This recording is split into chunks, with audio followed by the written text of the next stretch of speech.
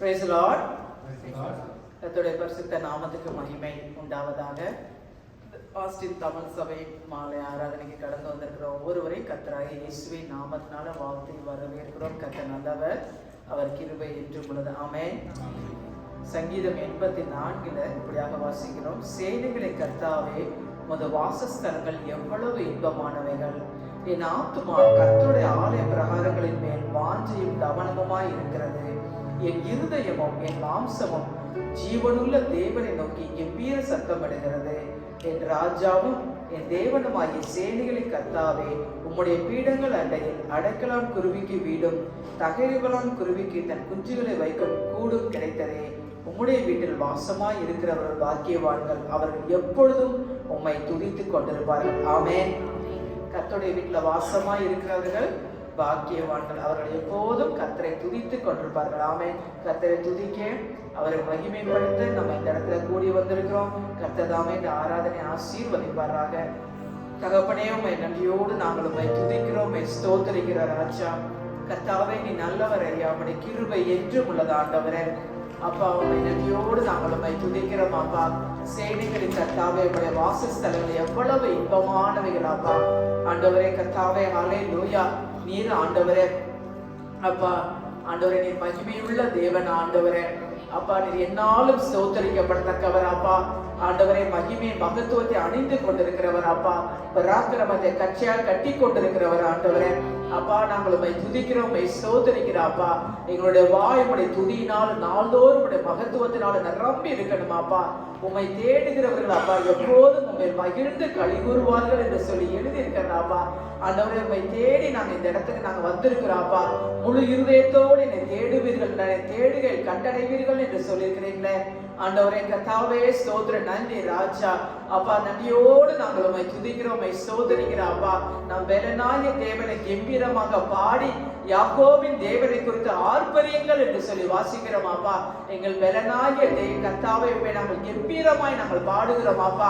கர்த்தரை கம்பீரமாக பாடி ரட்சணிய கண்மலை சங்கீர்த்தனம் பண்ண கடவுள் வாருங்கள், துதித்தலுடனே அவருடைய சந்நிதிக்கு முன்பாக வாருங்கள் என்று சொல்லி எழுதி இருக்கிறதே. அப்படியே கர்த்தாவே ராஜா, நீர் ஆண்டவரே அப்பா, உம்மை நாங்கள் கம்பீரமாய் நாங்கள் பாடுகிறோம் அப்பா. நீ ரட்சணிய கண்மலை அப்பா. ஆண்டவரே, நாங்கள் எப்போது வந்தடைத்த கண்மலை ஆண்டவரே அப்பா. ஸ்தோத்திரம். கர்த்தராகிய யெகோவாவை என்றென்றைக்கு நம்புங்கள், அவரே நம்முடைய நித்திய கண்மலை என்று சொல்லி எழுதி இருக்கிறது அப்பா. Yes lord, you are our everlasting rock of master. நீர் ஆண்டவரே நித்திய கண்மலை ஆண்டவரே அப்பா. நாங்கள் உம்மை துதிக்கிறோம், உம்மை ஸ்தோத்திரிக்கிறோம் அப்பா. எங்களை ஜெனிப்பித்த கண்மலை ஆண்டவரே அப்பா. எங்களுக்காக அடிக்கப்பட்ட ஞான கண்மலை ஆண்டவரே ஐயா அப்பா. நாங்கள் உம்மை துதிக்கிறோம், உம்மை ஸ்தோத்திரிக்கிறோம் ஐயா அப்பா. நன்றி ராஜா அப்பா. சபைகளுக்குள்ளே நான் உம்மை துதித்து ஜாதிகளுக்குள்ளே உம்முடைய நாமத்தை பிரஸ்தாபப்படுத்துவேன்னு தாவீது சொல்லுகிறது போல அப்பா. ஆண்டவரே, சபையில நாங்கள் உம்மை துதிக்க நாங்கள் வந்திருக்கிறோம் ஐயா அப்பா. உம்முடைய நாமத்தை அப்பா நாங்கள் பிரஸ்தாபப்படுத்துகிறோம் ராஜா. எல்லா நாமத்துக்கும் மேலான கர்த்தருடைய நாமத்துக்கு மகிமை உண்டாவதாக. ஹல்லேலூயா. ஆண்டவரே, கால்கள் யாவும் முடங்கும், நாவு யாவும் அறிக்கை இடுகிறது அப்பா உம்முடைய நாமத்துக்கு ராஜா. ஆண்டவரே, வல்லமையும் ஆண்டவரே பரிசுத்தமான நாமம் அப்பா. ஆண்டவரே கர்த்தாவே, பயங்கரமான அப்பா உம்முடைய நாமம் ராஜா அப்பா. கர்த்தருடைய நாமம் பலத்த துருகம், நீதிமான் அதுக்குள்ள ஓடி சுகமாய் தங்கி இருப்பார்னு எழுதி இருக்கிறது அப்பா. ஆண்டவரே, உம்முடைய நாமத்தை நாங்கள் இந்த இடத்துல அப்பா உயர்த்துகிறோம் அப்பா. என் நாமத்தை பிரஸ்தாபப்படுத்துற இந்த ஸ்தானத்துல ஒரு இடத்துல வந்து நான் உன்னை ஆசீர்வதிப்பேன்னு சொல்லியிருக்கிறீங்களே. ஹல்லேலூயா. நன்றி ராஜா. நன்றியோடு நாங்கள் உம்மை துதிக்கிறோம் ஐயா அப்பா. உம்மை நாங்கள் ஸ்தோத்திரிக்கிற ராஜா அப்பா. கர்த்தரை துதிங்க, நம் தேவனை கீர்த்தனம் பண்ணுகிறது நல்லது, துதித்தலே இன்பமும் ஏற்றதுமானது என்று சொல்லப்பட்டிருக்கிறது. ஆண்டவரே, நாங்கள் உம்மை துதிக்கிறோம் அப்பா. அநேகருடைய ஸ்தோத்திரத்தினால கிருபை பெருகும் என்று சொல்லி வாசிக்கிறோம் அப்பா. ஆண்டவரே, உம்முடைய கிருபை இந்த வேளையில பெருகுவதாக. பகற்காலத்துல உம்முடைய கிருபை நீர் கட்டளையிடுகிறீர் அப்பா. ஆண்டவரே அப்பா, உம்முடைய கிருபை நிமித்தமும் மனுபுத்திரருக்கு நீ செய்கிற அதிசயங்களின் நிமித்தம் உம்மை துதிப்பார்கள் என்று சொல்லி எழுதி இருக்கிறது அப்பா. ஆண்டவரே, உம்முடைய கிருபை நிமித்தமும் நீர் எங்களுக்கு செய்கிற அதிசயங்கள் நிமித்தமும் அப்பா நாங்கள் உம்மை துதிக்கிறோம் ஐயா அப்பா. நாங்கள் உம்மை ஸ்தோத்திரிக்கிற ராஜா. நாங்கள் ஆவியோடு உம்மை தொழுது கொள்ளணுமே அப்பா. அப்பா கர்த்தரே ஆவியானவர் அவரை தொழுது கொள்ளுகிறவர்கள் ஆவியோடு உண்மையோடு தொழுது கொள்ள வேண்டும் என்று சொல்லி எழுதியிருக்கிறது அப்பா. ஆண்டவரே நாங்கள் ஆவியோடு பாட கருத்தோடு பாட கர்த்தர் எங்களுக்கு கிருபை செய்யுங்க ஆண்டவரே. அப்பா உமக்கு உகந்த ஆண்டவரே அப்பா சுகந்த வாசனையா இந்த பலி இருக்கணும் ஆண்டவரே. ஐயா ஸ்தோத்திர ராஜா அப்பா உம்மை நன்றியோடு நாங்கள் உம்மை துதிக்கிறோம், உம்மை ஸ்தோத்திரிக்கிறோம் ஐயா.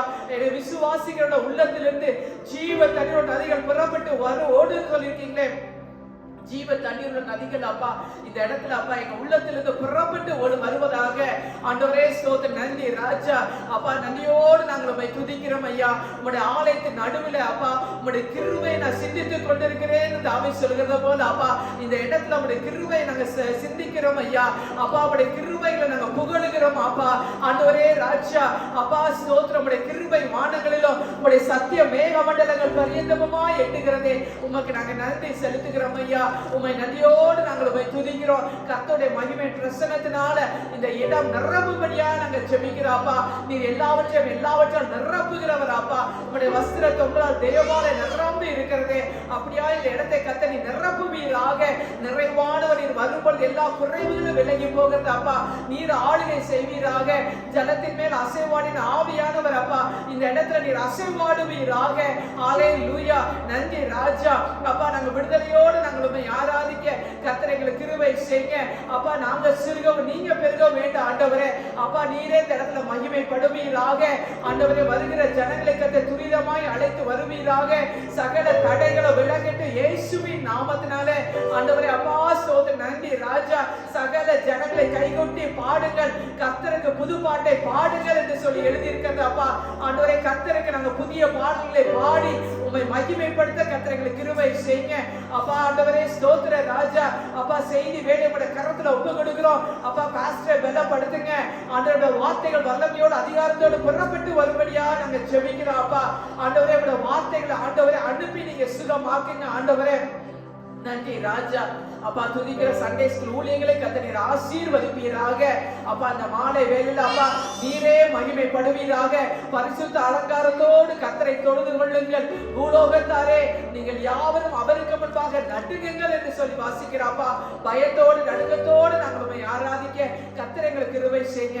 எங்களை தாழ்த்துகிறோம், நாங்கள் உம்மை உயர்த்துகிறோம். மீட்பரும் ரட்சகருமாகிய இயேசுவின் மூலம் ஜெபிக்கிறோம் நல்ல பிதாவே. ஆமென் ஆமென். ஹல்லேலூயா ஹல்லேலூயா. எல்லாரும் சத்தமா எழுப்பி நின்று ஹல்லேலூயா. எல்லாரும் ஒரு கைகளை உயர்த்தி ஹல்லேலூயா ஹல்லேலூயா. இந்த நாளை கிறிஸ்துவுக்குள் வாழும் எனக்கு எப்போதும் வெற்றி விட பாடலை பாட போகிறோம். கிறிஸ்துவுக்குள் ஜீவிக்கிற நாம நம்முடைய வாழ்க்கையில எப்பொழுதுமே நமக்கு வெற்றி உண்டு. தோல்வி என்பது நமக்கு இல்லவே இல்லை. நம்முடைய வாழ்க்கையில எத்தனை பிரச்சனைகள் போராட்டங்கள் கலங்கி வந்தாலும் நம்மை கலக்கினாலும் கிறிஸ்துவுக்குள் வாழ்கிற நமக்கு எப்பொழுதும் வெற்றியுள்ள வாழ்க்கை உண்டு. ஒரு நாள் தோல்வி நம்மை மேற்கொள்ளே மேற்கொள்ளாது. ஹல்லேலூயா. நம்முடைய கர்த்தர் நம் முன்பாக செல்கிறார். எல்லாம் கையை உடைத்து நம் முன்னே பவனி செல்கிறார். எல்லாரும் உற்சாக கரங்களை தட்டி கிறிஸ்துவுக்குள் வாழும் எனக்கு எப்போதும் வெற்றி உண்டு. கிறிஸ்துவுக்குள் வாழும் எனக்கு எப்போதும் வெற்றி உண்டு.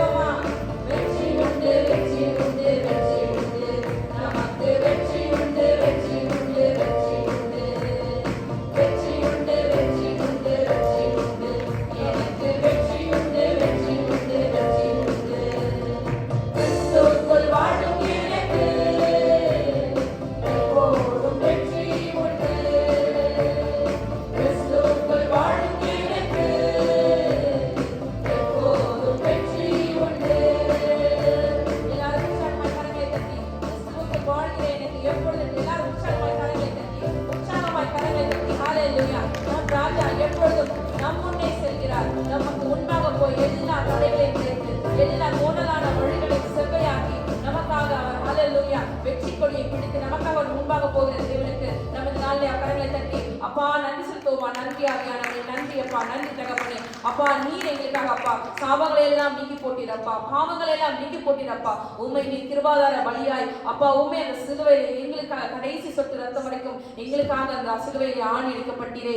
அதற்காக உண்மை நாங்கள் ஸ்தோத்தரிக்கின்றோம் அப்பா, ஸ்தோத்தரிக்கின்றோம் அப்பா. உடைய தழும்புகளால எல்லாம் சுகமாயிடுச்சு தகப்பனே. எங்களோட வாழ்க்கையில உடைய தழும்புகளால எங்கள் குடும்பத்துக்கு இருக்கிற பிரச்சனைகள், போராட்டங்கள், வியாதிகள், வறுமைகள் அப்பா ஹalleluya அப்பா எவ்வளவு மன அழுத்தங்கள் எல்லாம் அப்பா உங்களுடைய தழும்புகளால் மட்டுமாய் சுகமாக்கினீரே. நன்றி நன்றி நன்றி அப்பா. நீர் மேகத்திலே வரும்பொழுது இயேசப்பா நாங்கள் ஒரு நாளும் கைவிடப்பட்டு போகவே கூடாது ராஜா. உம்மோடு கூட நாங்கள் வரணும் அப்பா. ஒரு நாளும் கைவிட்டு போகாத படிக்கும் உம்மோடு கூட நாங்கள் வரணும் அப்பா. ஆமென் ஹalleluya. நம்ம எல்லாரும் சேர்ந்து இந்த இயேசு ராஜாவை பார்த்தால் பாடி பாடுவோம். நம்ம எல்லாரும் என்ன பண்ணோம்? ஹalleluya பண்ணோம். என்ன பண்ணோம்?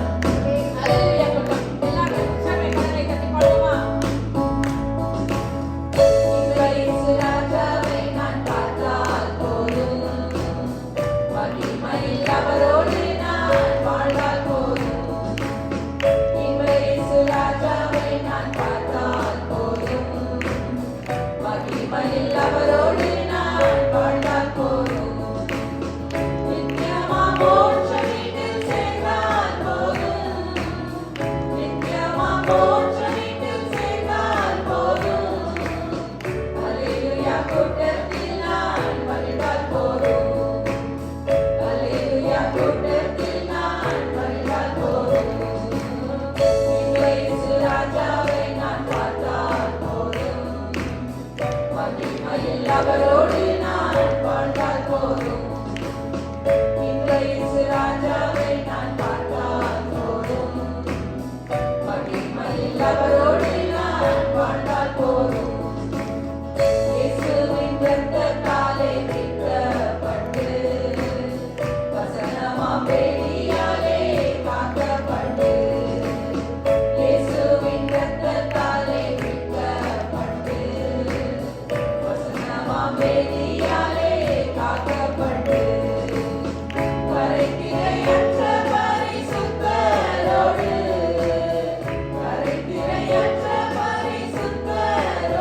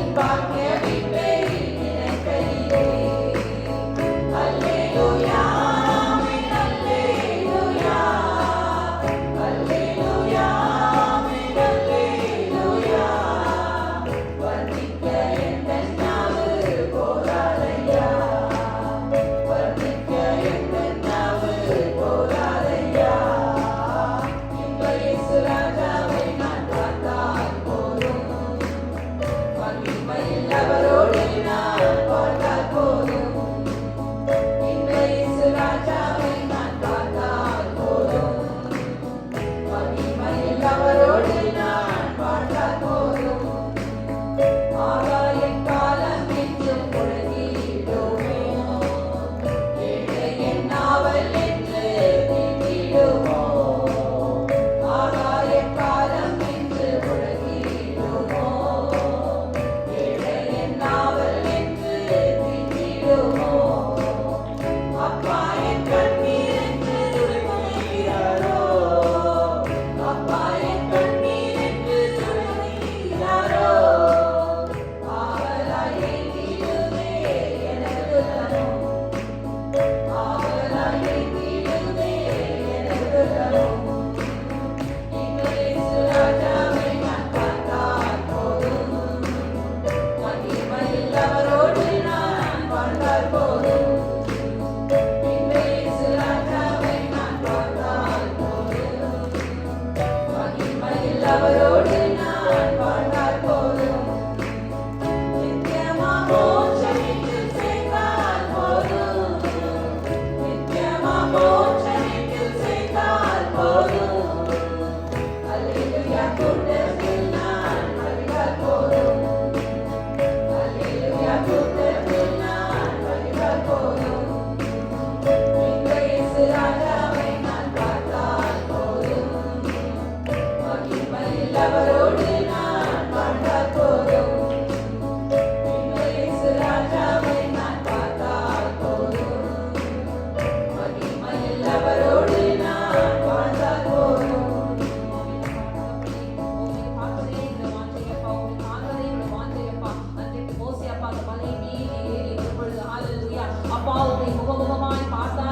வாசிக்கிறோமே, அது மட்டும் இல்லப்பா, அதே மோசே இந்த மலையை விட்டு கீழே இறங்கி வரும்பொழுது அவருடைய முகத்தை அங்க இருக்கிற ஜனங்களால பார்க்க முடியல. அப்படிப்பட்ட மகிமை மோசேயின் முகத்தில் இருந்தனால மோசே தன்னுடைய முக்காடு போட்டு தன்னை மறைத்துக் கொண்டான் என்று பார்க்கிறோமே.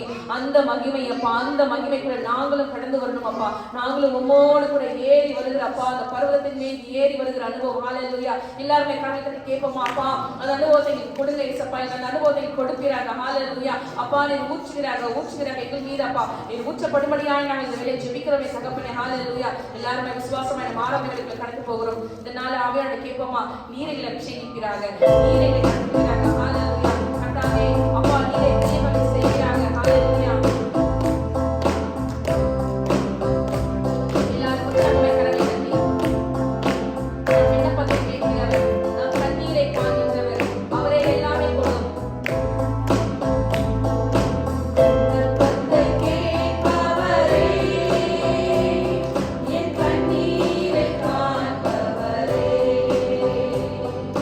சுகம் தருபவரே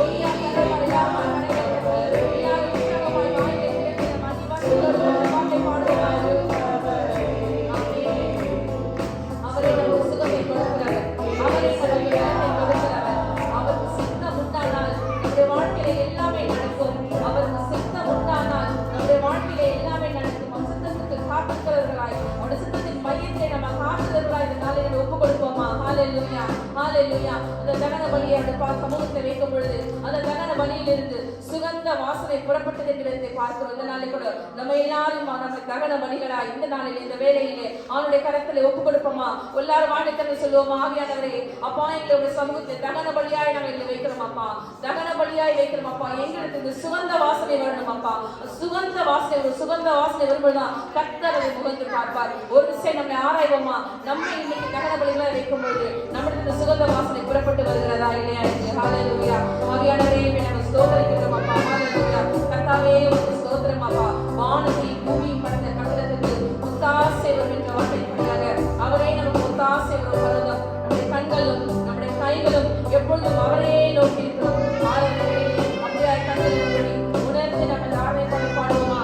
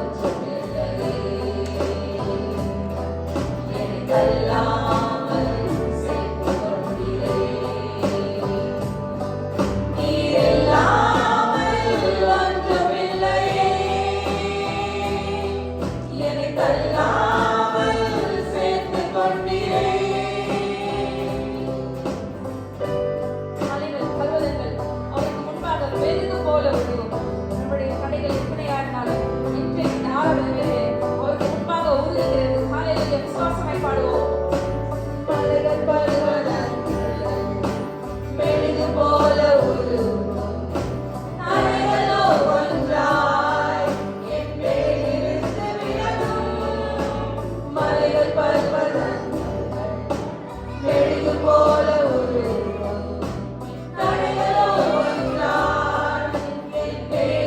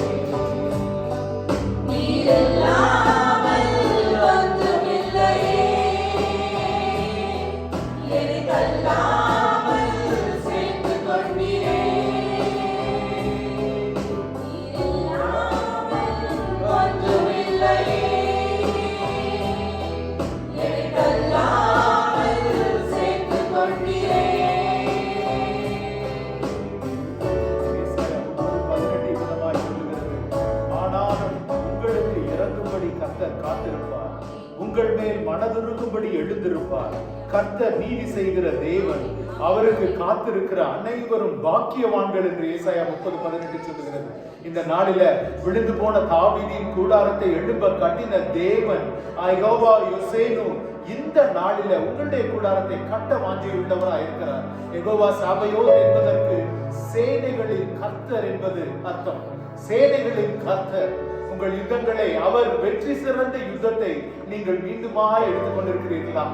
அவருடைய வெற்றியை சுதந்திரிக்கிறதற்கு பதிலாக உங்களுடைய சுய பலத்தினால, சுய ஆவியினால போராடி கொண்டிருக்கிறீர்களா என்று ஒரு விஷயம் அவரிடத்துல சொல்லுவோமா? அப்பா, என்னை மீண்டும் எழுப்பி கட்டுங்க ஆண்டவரே.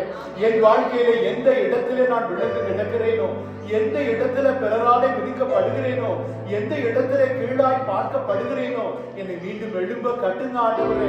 பலத்தினாலும் அல்ல, பராக்கிரமத்தினாலும் அல்ல, உங்களுடைய ஆவியினால என்னை எழும்ப கட்டுங்க ஆண்டவரே.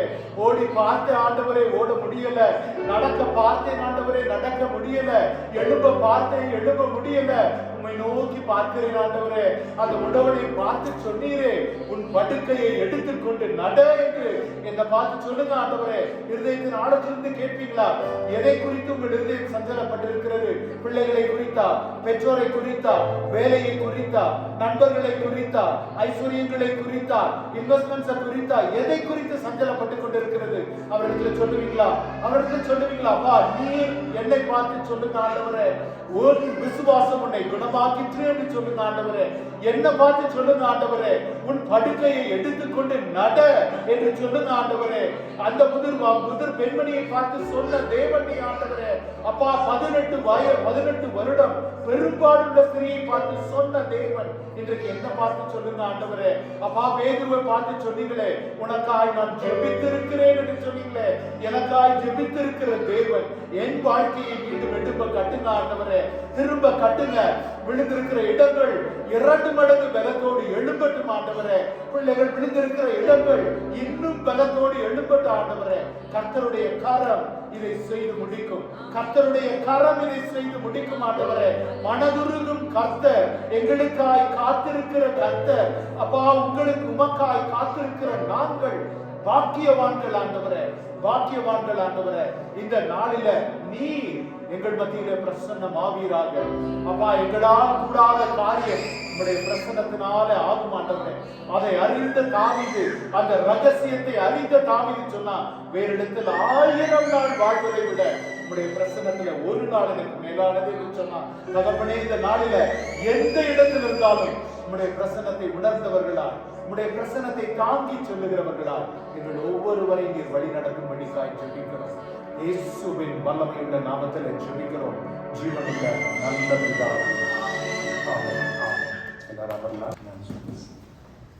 ஆசிரியர் தமிழ் சபையின் சார்பாக இங்கே வந்துக்கிறவங்க எல்லாரையும் இயேசு கிறிஸ்துவின் நாமத்தில் வாழ்த்தி வரவேற்கிறோம். சபையின் அறிவிப்புகள். இந்த வாரம் வெள்ளிக்கிழமை நமக்கு பைபிள் ஸ்டடி இருக்குது. பைபிள் ஸ்டடி நமக்கு வந்து ஜாய் பாலநாட்டில் இருக்குது. நீங்கள் எல்லாரும் குடும்பமாய் வந்து கலந்து கொள்ளும்படியாக கேட்டுக்கொள்கிறேன். நமக்கு இந்த வாரத்தில் முதல் பைபிள் இந்த வருஷத்தில், அதனால எல்லாருமாய் கலந்து கொள்ளும்படியாக நான் கேட்டுக்கொள்கிறேன். பைபிள் ஸ்டடிக்கான அந்த மெனு எல்லாமே உங்கள் வாட்ஸ்அப் குரூப்பில் போடுவாங்க. உங்களால் யாராவது கொண்டு வர முடியுமோ அந்த குரூப்பில் நீங்கள் சைன் அப் பண்ண முடியாது கேட்டுக்கொள்கிறேன். தொடர்ந்து இந்த வாரத்தில் பிறந்தநாள் காண்கிறவர்கள், திருமண நாள் காண்கிறவர்கள் இருக்கிறீங்கன்னா முன்பாக வரும்படியாக கேட்டுக்கொள்கிறேன். ஆசிரியர்கள் ஜெபிப்பாங்க. அதை தொடர்ந்து சாட்சி உங்களுக்கு இருக்குமானால், சபைக்கு பக்தி விருத்திக்கு எதுவும் சாட்சி இருக்குமானால் வந்து பகிர்ந்து கொள்ளும்படியாக கேட்டுக்கொள்கிறேன். ஒரு விஷயம் எல்லாரும் கரங்களை தட்டி நம்முடைய வர்ஷிப் டீமுக்கு ஒரு நன்றி சொல்லுவோமா? நம்ம வாரம் அவங்களுக்கு பொழுது போல அவங்களுக்கு பாடம் தெரியும் அப்படின்றதுனால அவங்க இதை செய்கிறதல்ல. எவ்வளவு பயிற்சி இதற்கு தேவைப்படுகிறது என்பது அவர் every one is leading a very very busy life. அவற்றின் மத்தியில் குறிப்பாக இந்த சில பாடல் நம்ம எல்லா பாடல்களையும் பாடி ஆராதித்தாங்க. சில பாடல்கள் நம்ம இருதயத்திற்கு மிகவும் மிகவும் அருகானது. இந்த இன்ப இயேசு ராஜாவை நான் பார்த்தால் என்னால் ஜெபிக்க முடியாத நேரங்களில் சில நேரங்களில் காலையில் அலுவலகத்துக்கு செல்லும் பொழுது அன்றைக்கு தெரியும் today I have a tough day ahead என்று. சில கிரிட்டிக்கல் மீட்டிங்ஸ் இருக்குது, எதிர்த்து நிற்கிற காரியங்கள் இருக்கிறது என்று தெரியும். அந்த நேரங்களில் எல்லாம் அந்த பாடல் பாடின பொழுது என்னால் முழுவதும் ஒரு வார்த்தை கூட பாட முடியல. என் கண்களில் கண்ணீர் தான் வந்து கொண்டிருந்தது. One of the dearest song. சில பாடல்கள் அப்படி இருக்கு. இந்த பாடல் திருக்கரத்தால் தாங்கிய அதெல்லாம் பாடவே முடியாது, கண்களில் கண்ணீர் தான் வரும். நான் அவிதமான நாட்களில நான் சொல்றது ஒன்றே ஒன்று, என்னுடைய ஜெபம் ஒன்றே ஒன்று தான். காலையில இன்ப இயேசு ராஜாவை நான் பார்த்தால் போதும், மகிமையில் அவரோடு நான் வாழ்ந்தால் போதும், அதுக்கு நான் இன்னைக்கு என்ன செய்யணுமோ அது போதாண்டது.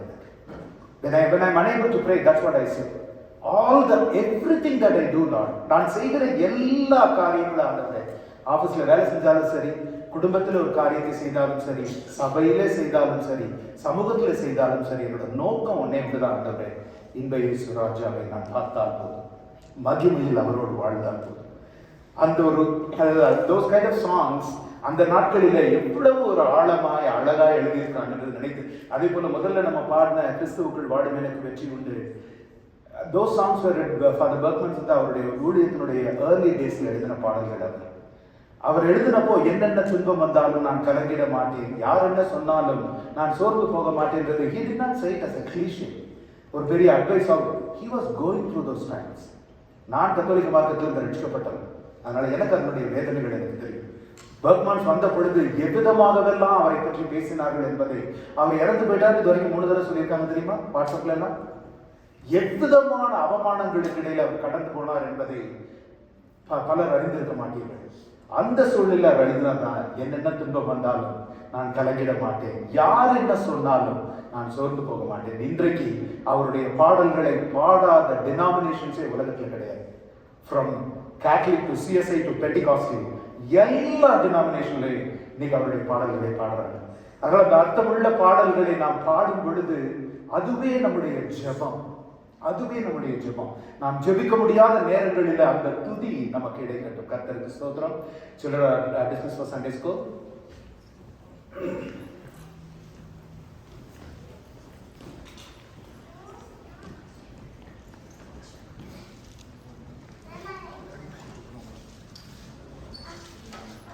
கர்த்தருடைய பரிசுத்த நாமத்தில் மீண்டும் உங்களை அன்போடு வரவேற்கிறேன்.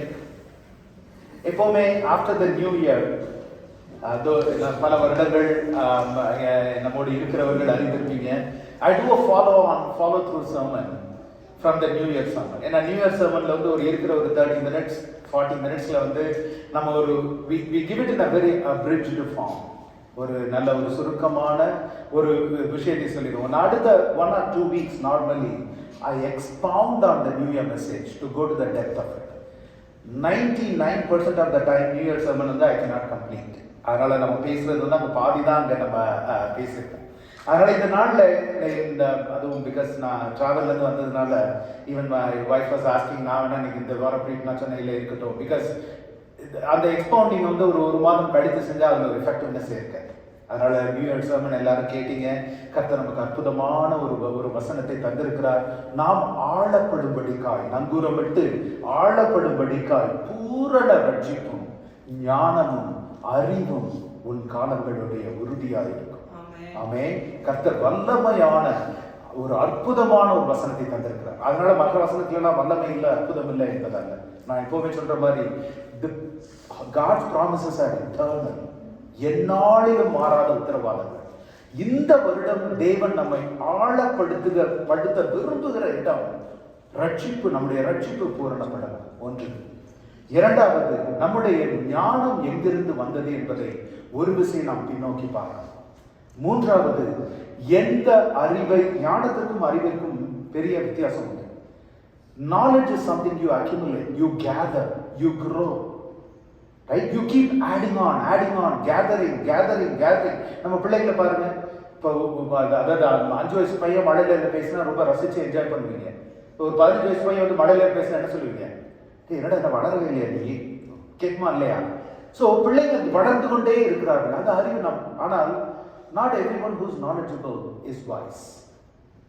அறிவுள்ள எல்லாரும் ஞானிகள் அல்ல, ஞானவான்கள் அல்ல. அவன் ஞானமாய் பேசுகிறான்ப்பா சொல்லுவாங்க சில நேரங்களில். சரியான நேரத்திலே சரியான சோ இந்த 3 இடங்களிலும் தேவன் நம்மை பார்த்து சொல்லுகிறார், இந்த வருடத்துல நீ மேம்படும், உன்னுடைய ரட்சிப்புல மேம்படும். அனலும் இல்லாமல் குளிரும் இல்லாமல் இருக்கிறாயோ, உன்னுடைய ஞானம் எங்கிருந்து வந்தது என்பதை நீ ஒரு விசை சீர்தூக்கி பார்க்கணும். நீ சேர்த்து கொண்டிருக்கிற அறிவு உன்னை, நான் ஆரம்பத்தில் நான் சொன்னது போல, இன்ப இயேசு ராஜாவை நான் பார்த்தால் போதும், மகிமையில் அவரோடு நான் வாழ்ந்தால் போதும் என்கிற விதமாய் உன்னுடைய ஓட்டம் இருக்கிறதா? நீ சேர்க்கிற அறிவு உனக்கு இருக்கிறதா? இல்ல அறிவு பெருத்தவன் நோவு பெருத்தவன் என்று வேதம் சொல்லுகிறது. உன்னுடைய அறிவினால, நீ கற்றுக்கொள்ளுகிற விஷயங்களினால, நீ உன்னை எக்ஸ்போஸ் பண்ணிக் கொள்ளுகிற விஷயங்களினால, இல்ல உன்னுடைய வாழ்க்கையின் நோவுகளை நீ பெருக்கிக் கொண்டிருக்கிறாய். இந்த 3 காரியங்களையும் இந்த வருடம் முழுவதும் நாம் ஆழ்ந்து தியானிக்கணும். ஏன்னா ஒவ்வொரு வருஷமும் அதை நான் ஆங்கர் வேர்ட்ஸ் சொல்றது காரணம் தான். அது நம்முடைய தியானத்தினால், இருதயத்தின் தியானமாய் அந்த வசனங்கள் நமக்கு எப்பவுமே இருக்கணும். இந்த எக்ஸசைஸ் நான் நியூ இயர் சம்மன்ல சொன்னது மாதிரி, between Christmas and new year மட்டும் இந்த எக்ஸசைஸ் இருக்கக்கூடாது. ஆஹா, டிசம்பர் வந்துருச்சு, நியூ இயர் வரப்போகுது, என்ன ரெசல்யூஷன் இருக்க போகுது, என்ன செய்யறது, நான் டெய்லி எக்ஸசைஸ் பண்ணுவேன், நான் டெய்லி இப்படி சாப்பிட மாட்டேன், நான் அப்படி சாப்பிட மாட்டேன், டெய்லி டைமுக்கு இங்கே போவேன் அங்கே போவேன், அதெல்லாம் ஓகே தான், அதெல்லாம் செய்ய வேண்டாம் அப்படின்லாம் சொல்ல வரல. பட் அந்த சிந்தை நமக்கு வெறும் கிறிஸ்மஸ்க்கும் நியூ இயர்க்கும் மாத்திரம் இருக்கும், இடையில மாத்திரம் இருக்கக்கூடாது. அதையும் தாண்டி நமக்கு அந்த ஒரு சிந்தை எப்பொழுதுமே இருக்கணும். நாம் வெரி குவிக்லி நம்ம நியூ இயர் சர்வீஸ்ல நாம் பார்த்தது போல நம்முடைய முற்பதாக்கள் யாருமே தங்களுக்கு நீண்ட எதிர்காலத்திலே மாத்திரம் அல்ல, ஈவன் குறுகிய காலத்திலே கூட என்ன நடக்க போகிறது, என்ன சம்பவிக்க போகிறது என்பதை முற்றிலும் அறியாத ஒரு விதத்துல நடந்தார்கள். அதற்காக தான் நான் உதாரணமா சொன்னேன், எகிப்திலிருந்து அவ்வளவு ஜனங்கள் புறப்பட்ட போது ஒருத்தருக்கு கூட நம்ம செங்கடலை நோக்கி நடக்கிறோம்னு தெரிஞ்சிருக்காதா? யோசிச்சு பாருங்க. மில்லியன்ஸ் ஆஃப் பீப்புள் லெஃப்ட், இல்லையா? 2 மில்லியன் பீப்புள் சொல்றாங்க. அவங்க ஒருத்தருக்கு கூட, இப்ப நான் சொல்றேன்னு வச்சுக்கோங்க, இப்போ ஜோசப் வீட்டுக்கு போகலாம் அப்படின்னு நம்ம சொல்றோம்னு வச்சுக்கோங்க. நான் கிளம்பி இந்த சவுத்ல டிரைவ் பண்ணி போனோம்னா என்ன சொல்லுவீங்க? ஆனா என்ன இந்த பக்கம் போறீங்க? அவங்க வீடு நார்த்ல இருக்கு சொல்லுமா இல்லையா? அதே போல அவ்வளவு ஜனங்கள் நடந்து போனவர்கள் ஒருவருக்கு கூட நாம் செல்லுகிற திசையில செங்கடல் இருக்கிறது, நாம் நின்று போக போகிறோம் தெரியாதா? தெரியும்.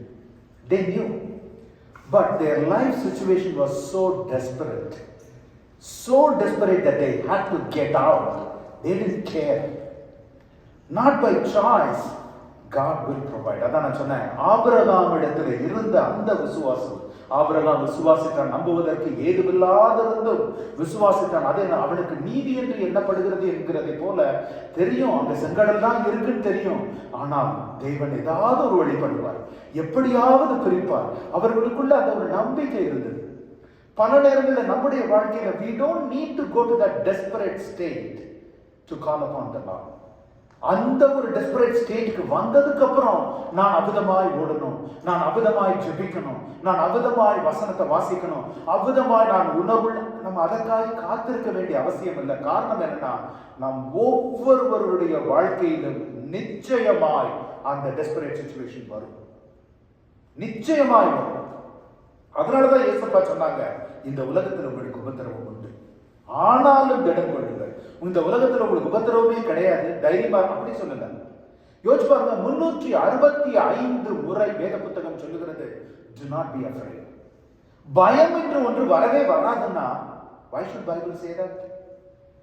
இப்ப யாராவது ஒருத்தரை பார்த்து, நல்லா இருக்கவங்களை பார்த்து, பிரதர் உடம்பு பார்த்துங்க அப்படின்னு என்ன சொல்லுவாரு? ஏன் பார்த்தா சிக்கா இருக்கிற மாதிரி இருக்கா, நல்லா தானே இருக்கேன்னு கேட்பாங்களா இல்லையா? அதே போல வேத புத்தகம் 365 முறை do not be afraid என்று சொல்லுகிறதுனா, நாமே அறியாத பயங்கள் நமக்குள்ளா இருக்கிறது. அது இப்போ நமக்கு தெரியாது. எப்படி ஒரு மோசைக்கு எதிரே செங்கடல் வரப்போகிறது என்பதை அவன் நினைத்து பார்க்கவில்லையோ, எப்படி வரப்போகிற அந்த பாலைவனம், வனாந்தரங்கள், காடுகள், ஆண்டவர் எப்படி நடத்த போகிறார், என்ன செய்ய போகிறார், எதுவுமே மோசைக்கு தெரியாது. ஆனால் அவன் ஆயத்தம் உள்ளவனாய் இருந்தான். ஆமே. எஸ்ராவை யோசிச்சு பாருங்க. எஸ்ரா சொல்றான், இந்த ஜனங்களை எல்லாம் நான் அந்த காடுகளின் வழியாக நான் நடத்தி செல்லணும், நான் எருசலேமுக்கு நடத்தி செல்லணும். அந்த காடுகளோ மிருக ஜீவன்களும் கொள்ளையாட்களும் நிறைந்த காடா இருக்கிறது. ஆனா நான் அந்த ராஜா கிட்ட சொன்னேன், என் தேவன் எங்களை காக்க வல்லவன் அந்த ராஜா கிட்ட சொல்லிட்டேன். இப்ப திரும்ப போய் அவங்க கிட்ட போய் நான், ஐயா அவன் படைகளை கொஞ்சம் கொடு, என்னை காத்துக்கொண்ட என் தேவனுடைய நாமம் தூஷிக்கப்படும். நான் அகாவா நதி எண்டையில நான் உபவாசம் இருந்து என் பிள்ளைகளுக்காகவும் என் குடும்பங்களுக்காகவும் எங்கள் மிருக ஜீவன்களுக்காகவும் சுகபத்திரமாய் நாங்கள் கடந்து செல்லும்படிக்காய் நான் ஒரு உபவாச ஜெபத்தை ஏறெடுப்பேன் என்று இஸ்ராயேல் சொன்னார். பாருங்க, நம்முடைய அந்த நீதிமான் தீங்கு நாள் வருகிறதற்கு முன்பாகவே தன்னை மறைத்துக் கொள்ளுகிறான் என்று வேதம் சொல்லுகிறது. மறைத்துக் கொள்ளுகிறான் என்பது நீதிமொழிகளில் வாசிக்கிறது ஒளிந்து கொள்ளுகிறதல்ல, பிரச்சனைகளுக்கு அவரின் செட்டுகளின் கீழ் நம்மை மறைத்துக் கொள்ளுகிறது. அல்லேலூயா. ஜெபத்திலே நம்மை மறைத்துக் கொள்ளுகிறது, வசனத்திலே நம்மை மறைத்துக் கொள்ளுகிறது, ஆவியிலே நம்மை மறைத்துக் கொள்ளுகிறது. அதுதான் நீதிமான் செய்கிற வேலை. நீதிமான் என்கிறதற்கு என்ன அர்த்தம் என்று பார்த்தீங்கன்னா, பரிசுத்தம் அப்படி அல்ல. நீதிமான் என்கிறதற்கு பூரண விசுவாசம் உள்ளவன். ஏன்னா ஆபிரகாம் செய்த நற்கிரியைகளினால நீதிமான் என்று சொல்லப்பட்டானா? இல்ல, ஆபிரகாம் விசுவசித்தான், அது அவனுக்கு நீதி என்று எண்ணப்பட்டது. ஆபிரகாம் பிரியமானவர்களே, நம்முடைய பரிசுத்தத்தினால ஒரு நாளும் நீங்க 365 நாள் உபவாசம் இருங்க, நீங்க 365 நாள் எந்த காரியம் செய்யுங்க, நம்முடைய கிரியைகளினாலே ஒரு நாளும் நாம் நீதிமான் என்று சொல்லப்படுகிறது அல்ல. நம்முடைய விசுவாசத்தினால ரட்சிப்பு பூரணப்பட வேண்டும் என்று தேவன் சொல்லுகிறது. அந்த விசுவாசத்துல ஆழப்படணும். எனக்கு ஒரு பிரச்சனைன்னு வந்த உடனே நான் ஜெபத்தை தேடக்கூடாது. ஜெபத்துல நான் ஆயத்தமா இருக்கணும். அந்த பிரச்சனைக்கு எனக்கு ஒரு பிரச்சனை எனக்கு எதிராய் ஒரு செங்கடல் என்று வந்த உடனே பைபிள் அந்த பாங்கு எங்க இருக்கு நான் வாச்சா எனக்கு உற்சாகமா இருக்குன்னு வாசிக்க கூடாது. எனக்கு ஒரு சிக்கல் என்று என்னுடைய வாழ்க்கையில வந்து பிள்ளைகளுடைய வாழ்க்கையில ஒரு பிரச்சனை என்று வந்த உடனே என் பிள்ளைகளுக்காய் யுத்தம் செய்கிற தேவன் எங்கே என்று தேடக்கூடாது. ஆயத்தமாய் நாம் இருக்கணும். அதுதான் நங்கூரப்படும். நங்கூரம் என்ன செய்கிறது? என்னை புயலே வராது, கடல்ல எல்லாமே நார்மலா தான் இருக்கும், எங்களுக்கு ஆங்கரே தேவையில்லை அப்படின்னு ஒரு ஷிப்பு புறப்பட்டு போச்சுன்னு வச்சுக்கோங்க. Do you know how much the anchor weighs really? 500 tons. ஒரு ஆங்கர். அதுவும் ஷிப்ல ஒரு ஆங்கர் கிடையாது தெரியுமா? They have 3 different anchors. That's a completely different sermon. That's I think quite a while back I had given that sermon. என் ஆத்துமாவின் நங்கூரம் என்று தாவீது தேவனை குறித்து சொல்லுகிறதை குறித்து பல வருடங்களுக்கு முன்பாக ஒரு சர்மன் கொடுத்தேன். அதுல வந்து ஐ எக்ஸ்பிளைன் பலவிதமான நங்கூரங்கள் ஒரு கப்பலில் உண்டு, அவை எப்படி என்ன என்பதை குறித்து பேசினேன். சோ நங்கூரம் என்பது புயல் வருகிறதற்கு முன்பாய் நாம் ஆயத்தப்படுத்தி கப்பல்ல வைத்திருக்கிறது. புயல் வந்ததுக்கு அப்புறம் கேப்டன் தேடுறாருன்னு வச்சுக்க, எங்கேயாவது ஒரு ஆங்கர் கிடைக்குமா, வேகமா வாங்கி மாட்டி விட்டுட்டு நம்ம stable. You can never ever do that. You can never ever do that. அதனால ரட்சிப்பு பூரணப்படணும். நம்முடைய ஞானம் தேவனுடைய ஞானமா என்று நாம் சீர்தூக்கி பார்க்கணும். நாம் சேர்த்துக் கொள்ளுகிற கற்றுக்கொள்ளுகிற அறிவும் சகல ஐஸ்வர்யங்களும் சகல காரியங்களும் சுகமும் பலனும் நம்மை தேவனுடைய சமூகத்துக்கு கொண்டு போய் சேர்க்குமா அல்லது அவரை விட்டு விலக்கி செல்லுமா? அதுதான் நாம் சிந்திக்க வேண்டிய ஒரு காரியம். இந்த நியூ சர்மன்ல நான் சொன்ன அந்த எல்லா தேவ மனுஷர்களையும் யோசிச்சு பார்த்தீங்கன்னா ஒரு பேட்டர்ன் அவர்களுடைய வாழ்க்கையிலிருந்து நாம் கற்றுக்கொள்கிறோம். அது ஆபிரகாமில துவங்கி மோசையிலிருந்து நீங்க எலியாவிலிருந்து எலிசாவிலிருந்து ஏசாயாவிலிருந்து எரேமியாவிலிருந்து எல்லாரையும் பார்த்தீங்கன்னா there is a pattern. Faith above reason. Faith above reason. நான் ஒரு இளவாலிபர் இப்ப இல்ல ஒரு 6 மாதங்களுக்கு முன்பா இடத்துல நிறைய கேள்வி கேட்டுட்டு இருந்தார்.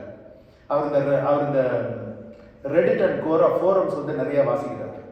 அதுல போய் வாட்சி பார்த்தீங்கன்னா ஆயிரக்கணக்கான கேள்விகள் வரும். இது எப்படி நடந்தது, அது எப்படி நடந்தது, இங்க எப்படி நடந்தது, அங்கே எப்படி நடந்தது, இந்த மாதிரி இந்த கேள்வியாவா இந்த கேட்டுட்டு இருந்தா. நான் சொன்னேன், there is no end for reason.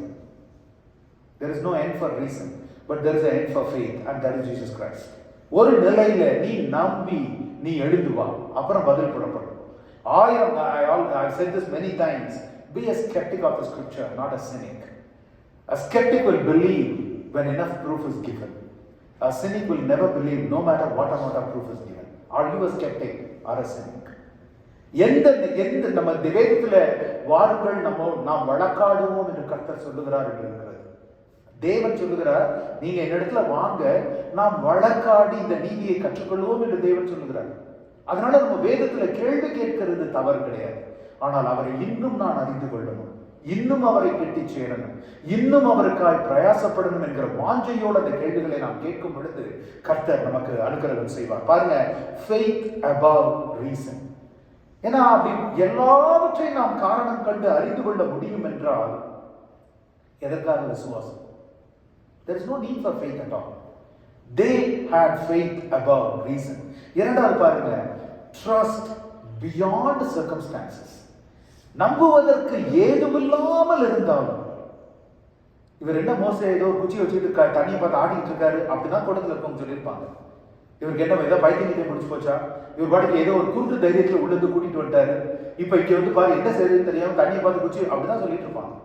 பார்த்துருக்கவங்களுக்கு தெரியாது. ஏன்னா தேர் இந்த டெஸ்பரேட் லைஃப் த்ரெட்டனிங் சிச்சுவேஷன். எகிப்தியரின் படைகள் பின்னாய் துரத்தி கொண்டு வந்து கொண்டிருக்கிறது. அவங்களுக்கு வாழ்வா சாவா என்கிற பிரச்சனை. Trust beyond circumstances. Trust beyond circumstances. இன்றைக்கு உங்களுடைய வாழ்க்கையின் சூழ்நிலைகள் எப்படி இருக்குன்னு எனக்கு தெரியாது. நீங்க ஒருவேளை ஒரு சிலர் அந்த அவிதமான சூழ்நிலைகள் இருக்கலாம். There is no turning back in this. My circumstances tell me that it is doomed, it is done. But trust Him right in those circumstances. அவர் மாற்ற வல்லவர். நாம் பாடினது போல யெகோவா சாபயோத் மீண்டும் எழுப்பி கட்டுகிறவர். ஆமென், ஹalleluya. ஆனா அதை நம்பணும், அதை விசுவசிக்கணும். மூன்றாவது பாருங்க, hope beyond themselves. இந்த மூன்று காரியங்களை நான் புது வருட ஆராதனையில் சொன்னேன். hope beyond themselves. ஏதோ என் வேலை காலையில் நான் இந்த கம்பெனியில் வேலை செய்கிறேன், இந்த கம்பெனியில் சம்பளம் வாங்குறேன், என் பிள்ளைகளை நான் வளர்க்குறேன், வீடை வாங்கினேன், நான் நம்ம தமிழில் சொன்னேன், வெந்ததை தின்றால் விதி, வெந்ததை தின்று விதி வந்தால் சாவும் என்று வாழ்கிற வாழ்க்கையில் தேவன் எனக்கு ஒரு நோக்கம் வைத்திருக்கிறார். அவர் அதை நிச்சயம் செய்து முடிப்பார். அவர் எனக்காய் தன்னுடைய இரத்தத்தை சிந்தி என்னை மீட்டிருக்கிறார். இன்னும் அந்த இன்பேஸ்வராக அந்த ஸ்டாண்ட்ஸ் எல்லாம் பார்த்தீங்கன்னா, நான் அவருடைய வாரின் காயங்களை நான் முத்தமிடுவேன்.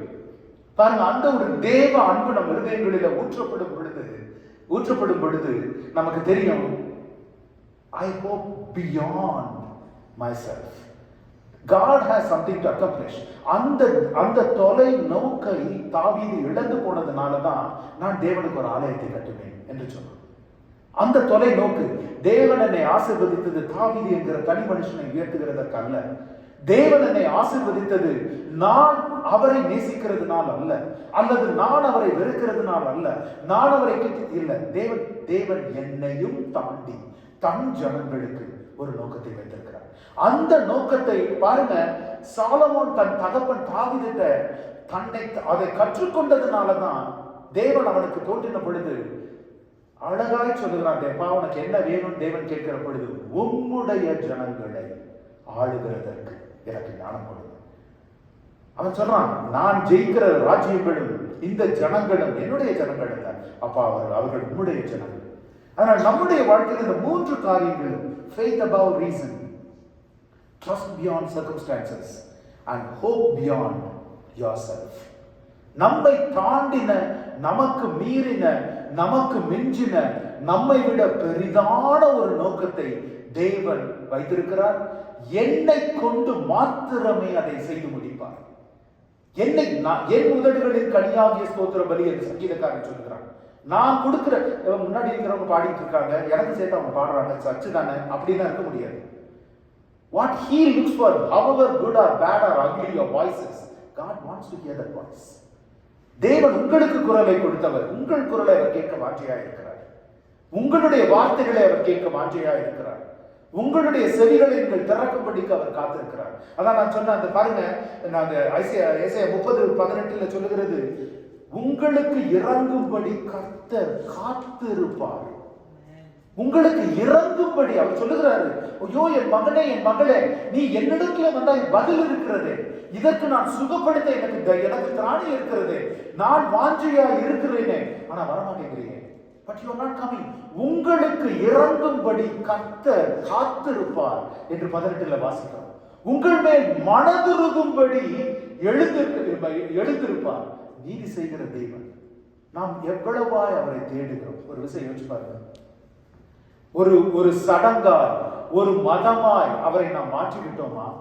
இல்ல, இந்த இயேசு ராஜாவை நான் பார்த்தால் போதும், நான் ஒவ்வொரு நாளும் எழுந்திருக்கிறதுல இருந்து நான் படுக்க சொல்லுகிறது வரை செய்கிற ஒவ்வொரு வேலையும் அவரை ஒரு நாள் நான் பார்ப்பேன் என்கிற நம்பிக்கையில, அவரோடு ஒரு நாள் நான் வாசம் செய்வேன் என்ற நம்பிக்கையில, அது ஒன்றுதான் என்னை இயக்குகிறது, அதிலே தான் நான் இயக்குகிறேன் என்கிற ஒரு நோக்கத்தோடு நான் வாழ்கிறோமா? காரியங்களை நீங்க அபுதமான நோக்கத்தோடு செய்து பாருங்க. நீங்க செய்யற வேலை அதே வேலையா தான் இருக்கும், நீங்க செய்யற விதம் அதே விதமா தான் இருக்கும். ஆனால் காரியங்களை கர்த்தர் மாறுதலாய் முடியப்படுவார். அல்லேலூயா. அவர் மாறுதலாய் முடியப்படுவார். நீங்கள் நினைக்காத இடத்திலிருந்து உங்களுக்கு ஆசீர்வாதம் வரும். நீங்கள் எதிர்பார்க்காத இடத்திலிருந்து பாராட்டுகள் வரும். ஒருவருடைய வழிகள் கர்த்தருக்கு பிரியமுள்ளவர்களா இருக்கும் பொழுது என்று வேதத்துல வாசிக்கிறோம். எந்த வழிகள்? என் வீட்டுக்கு போற வழியா அல்லது என்னுடைய ஆலயத்துக்கு போகிற வழியா? நித்தியத்துல அவரோடு இருக்கிற அந்த வழிகள் கர்த்தருக்கு பிரியமுள்ளதா இருக்கும் பொழுது அவன் எதிரிகளும் அவனோடு அவர் சமரசம் செய்வார். ஆமென். இந்த நாள்ல நம்முடைய வாழ்க்கையை, நீங்க ஒரு ஸ்டூடெண்டோ, நீங்க ஒரு பெற்றோரோ, நீங்க ஒரு ஒர்க் பண்றீங்களோ, ஹோம் மேக்கரோ, it doesn't matter what you do. ஆனால் அவன் எல்லாவற்றையும் நான் அவரோடு வாசம் செய்கிற விதமாய், நான் நிறைய தடவை சொல்லிருக்கேன் டிஎல் மோடியோட கோட். D L Moody said, if I wear the sweepers on the Chicago streets, I will sweep in such a way that my Lord God Jesus Christ will walk in those streets. நான் சிகாகோவின் தெரு கூட்டுகிறவனாய் இருந்தால் என் இயேசுவானவர் நடக்கிற விதமாய் அந்த தெருவை நான் கூட்டுவேன். அது மாதிரி தான் whether we do coding or whether we do architecture or whether we do whatever it is, நம்முடைய சிந்தை அபுதமாய் இருக்கணும். உலகத்தின் எஜமானர்களுக்கு அல்ல, நான் என் பரம தகப்பனுக்காய் நான் செய்கிறேன் என்கிற ஒரு சிந்தை நமக்கு இருக்கணும். This is what we call as God's generic will. தேவனுடைய பொதுவான ஒரு நோக்கம் நம்மை குறித்து. ஏன்னா வேத புத்தகத்தில் அவை தெளிவாய் சொல்லப்பட்டிருக்கிறது. ஏன் இந்த நாளில சேனைகளின் கர்த்தர் சொல்லுகிறதாவது thus saith the Lord God என்கிற விதமாய் தீர்க்க தரிசனங்கள் இல்லை என்றால், தேவன் தன்னுடைய வசனத்தில் நம்மோடு இடைப்படுகிறார். அந்த நாட்களில் எழுதப்பட்ட வசனம் இல்லாத நாளில தேவன் தீர்க்கதரிசிகளை அனுப்பினார், நியாயாதிபதிகளை அனுப்பினார், ராஜாக்களை அனுப்பினார், ஒவ்வொருவரையும் அனுப்பினார். சோ நம்ம இந்த தேவனுடைய பொதுவான இந்த சித்தத்திற்கு நம்மை ஒப்புக் கொடுக்கும் பொழுது, அப்பா வசனத்துல நான் வாசிக்கிறவைகளை நான் விசுவசிக்கிறேன், அப்பா நான் ஜெபத்துல உம்மோடு என்னை ஒப்புக் கொடுக்கிறேன், நான் என்னை தாழ்த்தி ஒப்புக் கொடுக்கிறேன் ஆண்டவரே, என் சூழ்நிலைகளையும் தாண்டி உண்மை நான் விசுவசிக்கிற ஆண்டவர். நாம் அபுதமாய் வரும் பொழுது அவருடைய பொது சித்தத்திற்கு, வேதத்துல எழுதப்பட்டிருக்கிற சித்தத்திற்கு நாம் ஒப்புக் கொடுக்கும் பொழுது நம்முடைய தனிப்பட்ட வாழ்வின் அவருடைய திட்டத்தை நமக்கு அவர் வெளிப்படுத்துவார். ஆமென். ஹல்லேலூயா. நம்ம கேட்கறது எப்படி தெரியுமா? முதல்ல போனோடனே இந்த ஃபர்ஸ்ட் பார்ட் நம்ம செய்யலாமா செய்யலையான்றதை பார்க்கறதே கிடையாது. ஆண்டவரே, என் பிள்ளைகிட்ட இந்த பிரச்சனை இருக்கு, நான் அது எப்படி எங்க போய் முடியும், எனக்கு எதிர்காலம் தெரியணும், என் உடல்நிலை இப்படி இருக்கிறது, அல்லது என் வேலை இப்படி இருக்கிறது. நம்ம உலகத்துல சொல்யூஷன் தேடுகிறது போல நம்ம தேடுகிறோமே தவிர, இந்த ஏசாயா 33 நான் பேசின நேற்று உபவாச ஜெபத்துல இதுக்கான ஒரு ஏசாயா 31:1 வசனம் எடுத்து வாசிக்கலாம். 31:1 எடுத்து வாசிக்கலாம்.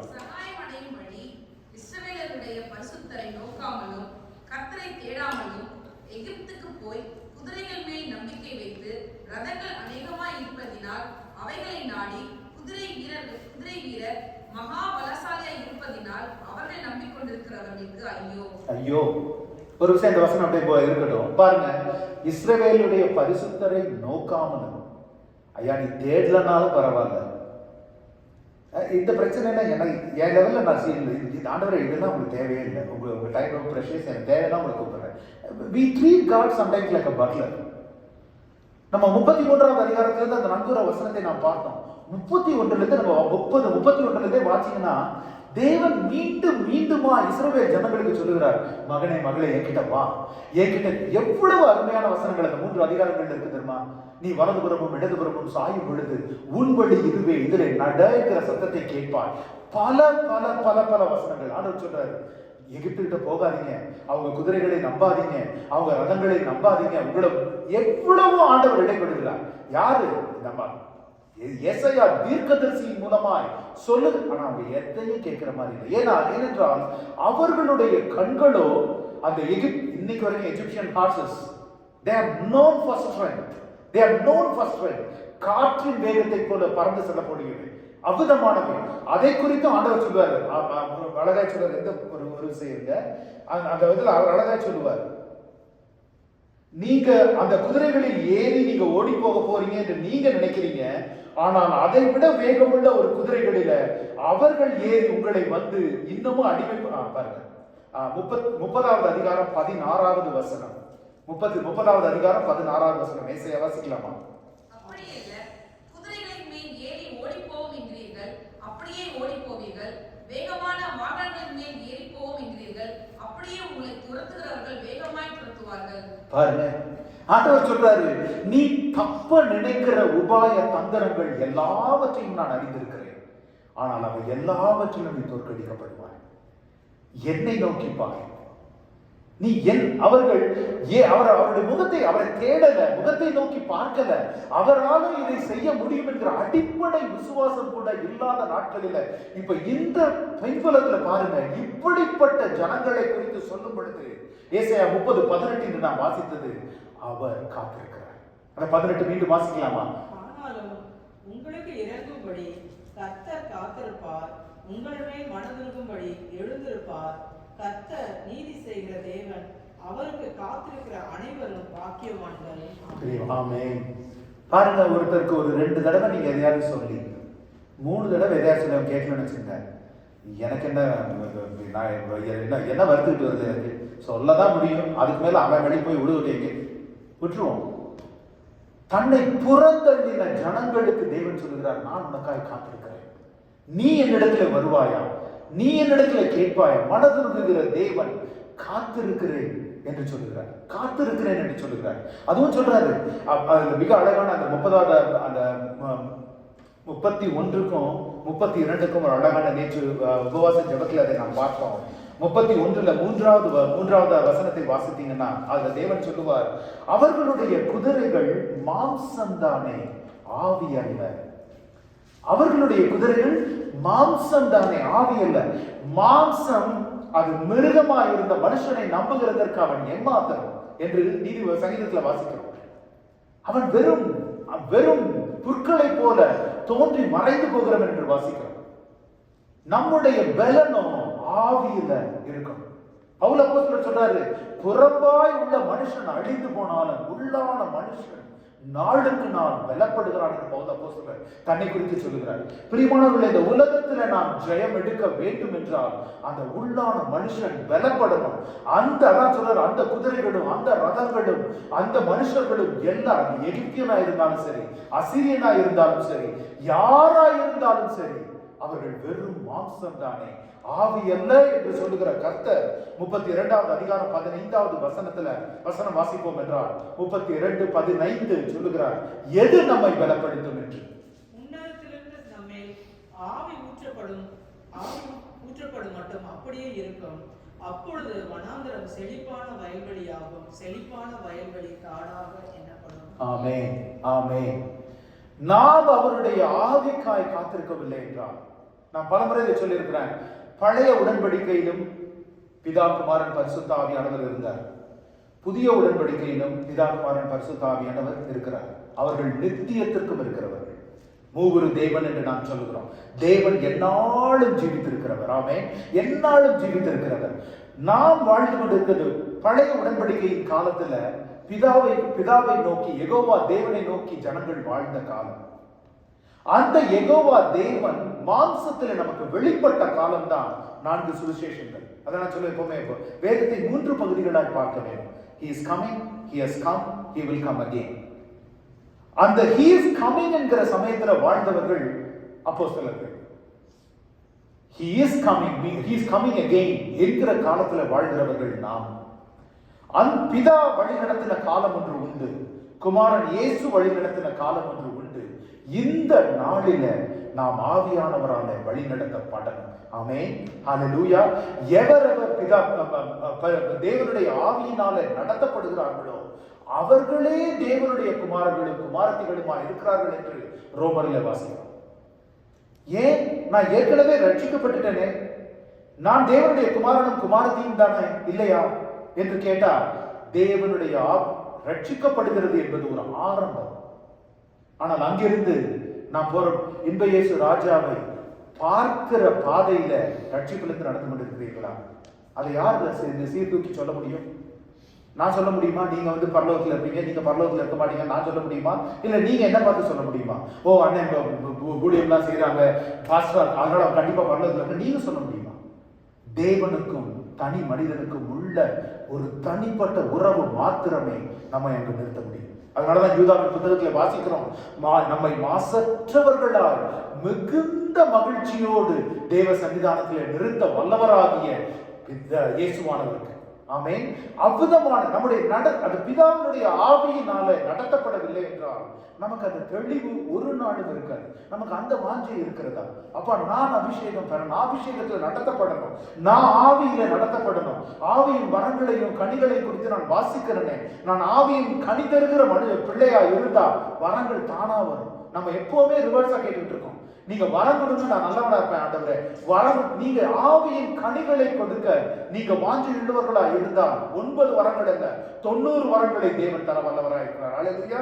அவர் அவருடைய கனி கொடுக்கிற வரமாய் அத்தி மரத்துல கனியை காணாத பொழுது வேரோடு பற்றி அதை அற்று போகும்படிக்கு தேவன் சபித்தார் அந்த அத்தி மரத்தை. நம்முடைய வாழ்க்கையிலும் கனி தர ஆவியின் எல்லா வரங்களையும் பெற்று கனி கொடுக்காம இருந்தீங்கன்னா என்ன தெரியுமா? அதுதான் லூசிபருக்கு நடந்தது. எல்லா வரங்களையும் பெற்றிருந்தான், ஆராதனை கூட்டத்தின் தலைவனாய் இருந்தான் பரலோகத்துல. என்னாச்சு? சுய பெருமை அவனுக்குள்ளாய் வந்தது, சுய பெருமை வந்தது. அதனால இந்த நம்முடைய முற்பிதாக்கள் யாருமே எதிர்காலத்தை அறிந்ததுனால தேவனை நேசிக்கவில்லை, அதை அறியாத நாட்களிலும் தேவனை நேசித்தார்கள். ஆமென். இன்றைக்கு நாம் சொல்லுவோமா, என்னுடைய வாழ்க்கையில் ஆண்டவரே whatever uncertainties that are there in my life I still believe. Amen. I still believe.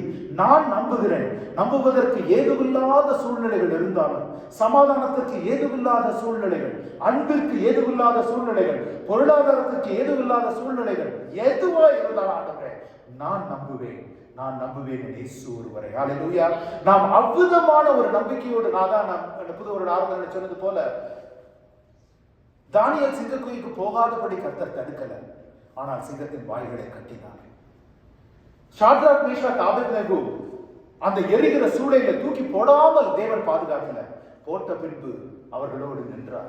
ஏன்னா அவங்க சொல்றாங்க, நாங்கள் வணங்குகிற தேவன் ஒருவேளை எங்களை காக்காவிட்டாலும் அவர் தேவனே. ஆமென். ஹல்லேலூயா. அவர்களோடு அவர் வந்து நின்றார். இஸ்ரவேல் ஜனங்கள் அந்த செங்கடலை நோக்கி நடந்து போன பொழுதும் பாருங்க, அவர் அதை பிரித்தார். நீங்க நடந்து போங்க, நாம் அதாவது பேதுரு எவ்வளவு தடுமாறி விழுந்த போதும் தேவன் அவனுக்காக ஜெபித்தார். ஏன்னா பேதுருவே அறியாத அவனை குறித்த திட்டத்தை தேவன் அறிந்திருந்தார். ஆமென். இந்த கல்லின் மேல் என் சபையை கட்டுவேன் என்று சொன்னார். பாருங்க, உங்களையும் என்னையும் குறித்து கல்லாகிய நம்மே அவர் ஒரு திட்டம் வைத்திருக்கிறார். அது யாருடைய வாழ்க்கையா இருக்கலாம், யாருடைய என்ன பெரிய காரியமா இருக்கலாம், அதை செய்ய நம்மை நாம் ஒப்புக் கொடுக்கிறவர்களாய் இருக்கும். இந்த மோசையை குறித்து அதுக்கப்புறம் நாம் பார்த்தோம். மோசையை குறித்து 30 வருடங்கள் வனாந்திரத்துல அவர் ஜனங்களை நடத்தின பின்பும் தேவன் வந்து சொல்றாரு, தேவனுடைய கண்களிலே எனக்கு கிருபை கிடைத்ததானால் உன் வழிகளை எனக்கு காட்ட மாட்டவர், உங்களுடைய கிரியைகளே அல்ல. கிரியைகளை எல்லாம் ஜனங்கள் கேட்டுட்டு இருந்தாங்க, என் வாழ்க்கையில் இதை செய்யுங்க ஆண்டவரே, அதை செய்யுங்க ஆண்டவரே, இந்த அற்புதத்தை செய்யுங்க, அந்த அற்புதத்தை செய்யுங்க சொல்றாரு. உம்முடைய வழிகளிலே நான் நடந்தால், உம்முடைய வழிகளிலே நான் நடந்தால் எனக்கு தேவையானது எல்லாம் அதற்கு மேல் எனக்கு சேர்த்து கொடுக்கப்படும் ஆண்டவரே. நான் வேற வழியில நான் நடந்தேன்னா, வேற திசையில நான் நடந்தேன்னா எனக்கு வாய்க்கிற காரியங்களே என்னை அழித்து போடும். பாருங்க, என்னை விசுவசிக்கிறவன் இடத்துல இருந்தோ ஜீவ நதிகள் புறப்பட்டோடும் என்று சொல்லியிருக்கிறது. அந்த நதி பாய்கிற இடமெல்லாம் செழிப்பு என்று சொல்லியிருக்கிறது. அவருடைய பாதையில் நாம் தேவனிடத்துல கேட்க வேண்டியது, அப்பா நான் செல்லுகிற வழி உம்மை நோக்கினதா இருக்கிறதா? நான் இன்ப இயேசு ராஜாவை பார்க்கிற ஒரு நாள் மேகங்களோட அவரோட நான் சந்திக்கிற, அவரோடு ஜீவிக்கிற அந்த ஒரு பாதையில நான் நடக்கிறேனா? என்னுடைய வழிகளை நாம் சீர்தூக்கி பார்க்கும் பொழுது, நான் சொன்னது போல இதை வந்து just once in year exercise, கிறிஸ்துமஸ்க்கு நியூ இயர் இடையில என்ன ரெசல்யூஷன் எடுக்கிறதுக்காக நம்ம பண்ற எக்ஸசைஸ் என்பது அல்ல. ஒவ்வொரு நாளும் குறிப்பாய் வெவ்வேறு கிராஸ் ரோட்ஸ், குறிப்பாய் நாம் ஒரு சிக்கலான பிரெடிகமெண்ட், ஒரு சூழ்நிலைகள் இருக்கும் பொழுது நம்முடைய சிந்தையில் அந்த கேள்வி இருக்கணும், அப்பா எனக்கு எப்படி ஜெபிக்கிறது இந்த சூழ்நிலைக்கு எனக்கு தெரியல, ஆனால் உம்முடைய பாதையில் நடத்துங்க. நீர் பேச வேண்டியவர்களை என்னை கொண்டு பேசுங்க, நீர் நடத்த வேண்டியவர்களை என்னை கொண்டு நடத்துங்க. That's all I need to to Lord. நான் சொன்ன மாதிரி வெரி வெரி டிஃபிகல்ட் ப்ரெடிகமெண்ட் சிச்சுவேஷன் இருக்கும்போது நான் அந்த பாடலை என் இருதயத்தில் நான் சொல்லிக்குவேன், உங்க பார்த்தா போதும் ஆண்டவரே, உம்மோடு வாழ்ந்தால் போதும், அதுக்கு நான் இன்னைக்கு என்ன செய்யணுமோ, ஒன் டே க்ளோசர், இன்னைக்கு அதுக்கு நான் என்ன செய்யணுமோ அதை நான் செய்தால் போதும். அது நானா அதில் ஆட் பண்ணிட்டு ஒரு வரி அந்த பாட்டில், நான் அதை நான் செய்தால் போதும் ஆண்டவரே. அந்த சிந்தை நமக்குள்ளா இருக்கும் பொழுது உண்மையில அந்த பாடலை பாடும்போதுல என்னால பாடவே முடியாது, கண்ணீர் எனக்கு அப்படி வர எனக்கு கண்ட, ஏன்னா அவ்வளவு ஒரு அர்த்தமுள்ள ஆழமான ஒரு பாடல். அதனால இப்போ நம்முடைய சுய வாழ்க்கையில அதனால தேவன் ஏன் நமக்கு நம்முடைய தனிப்பட்ட வாழ்வின் திட்டங்களை வெளிப்படுத்தவில்லை என்றால், the one and only reason is that we cannot handle it. தானியேல் 10ல நேற்று உபவாச ஜெபத்துல ரிசி ஷேர் பண்ணாங்க. தானியேல் 10வது அதிகாரத்துல வாசிக்கிறோம், தானியேலுக்கு வெளிப்படுத்தப்பட்டது.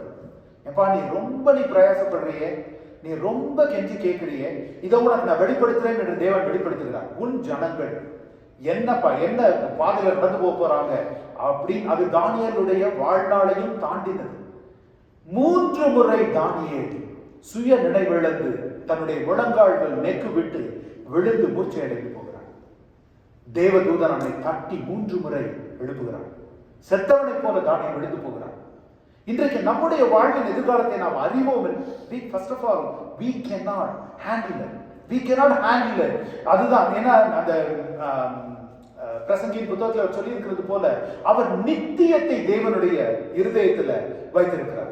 நித்தியத்தை தேவனுடைய இருதயத்தில் வைத்திருக்கிறார். நம்முடைய வேலை எல்லாம் பவுல் அப்போஸ்தலர் பிலிப்பியர் 3:12 சொன்னது போல, நான் இடைவிடாது இயேசுவினால் எதற்காய் பிடிக்கப்பட்டேனோ அதை நான் பிடித்துக் கொள்ளும்படி ஆசையாய் தொடர்கிறேன். அந்த ஆசை நம்ம இருதயத்தில் இருக்கணும். தேவை நம்ம எல்லா இருதயத்திலும் எப்பவுமே இருக்கு. எனக்கு இது தேவை ஆண்டவரே, அது தேவை ஆண்டவரே, எனக்கு ஜெபிக்கலன்னா ஒரு மாதிரி கில்ட்டி கான்சியஸ்னஸா இருக்கு ஆண்டவரே, அதனால நான் ஜெபிக்கிறேன். ஞாயிற்றுக்கிழமை சர்ச்சுக்கு போனா அந்த செக் பாக்ஸ் டிக் ஆகாம போயிருது, இந்த வாரம் கோயிலுக்கு போற கோயில் அது அப்படியே பழகிட்டேன் ஆண்டவரே. அப்படி அல்ல, ஆசையாய் தொடர்கிறேன். கிறிஸ்துவின் அன்பு என்னை நெருக்கி ஏவுகிறது என்று பவுல் அப்போஸ்தலர் சொல்கிறார். நாம் அந்த அனுபவத்திற்குள்ளாய் கடந்து வரும் பொழுது நமக்கு நம்முடைய வாழ்க்கை வேறு. இதை குறித்து நாம் பார்க்கும்போதுதான் நம்ம இந்த பின்புலத்திலே தான் இந்த வாக்குத்தத்த வசனம் நமக்கு கொடுக்கப்பட்டது. இந்த ஆங்கர் வேர்ட்ஸ் வந்து நமக்கு கொடுக்கப்பட்டது நமக்கு அதை குறித்து தான். இப்ப பாருங்க, அந்த ஆங்கர் வேர்ட்ஸ் வந்து நம்ம அந்த கான்டெக்ஸ்ட் வந்து ஏற்கனவே நான் சொல்லிட்டேன், ஏற்கனவே நம்ம பார்த்துட்டோம். 33வது அந்த அசீரியர்களுடைய அதீதமான அந்த கொடுமையிலிருந்து தப்பிக்கிறதுக்கு இவங்க தேவனை தேடாமல் எகிப்து போய் தேடுறாங்க. அதனாலதான் அந்த காரியங்கள்லாம் நடந்தது. நாம் ஏற்கனவே அதை நாம் பார்த்து விட்டோம். தாவீதினுடைய வாழ்க்கையை குறித்து நாம் பார்த்தோம். நாம் செய்கிற நம்முடைய வாழ்க்கையில every good will is God's will, இல்லையா ஆமாவா என்று அதை குறித்து நாம் பார்த்தோம்.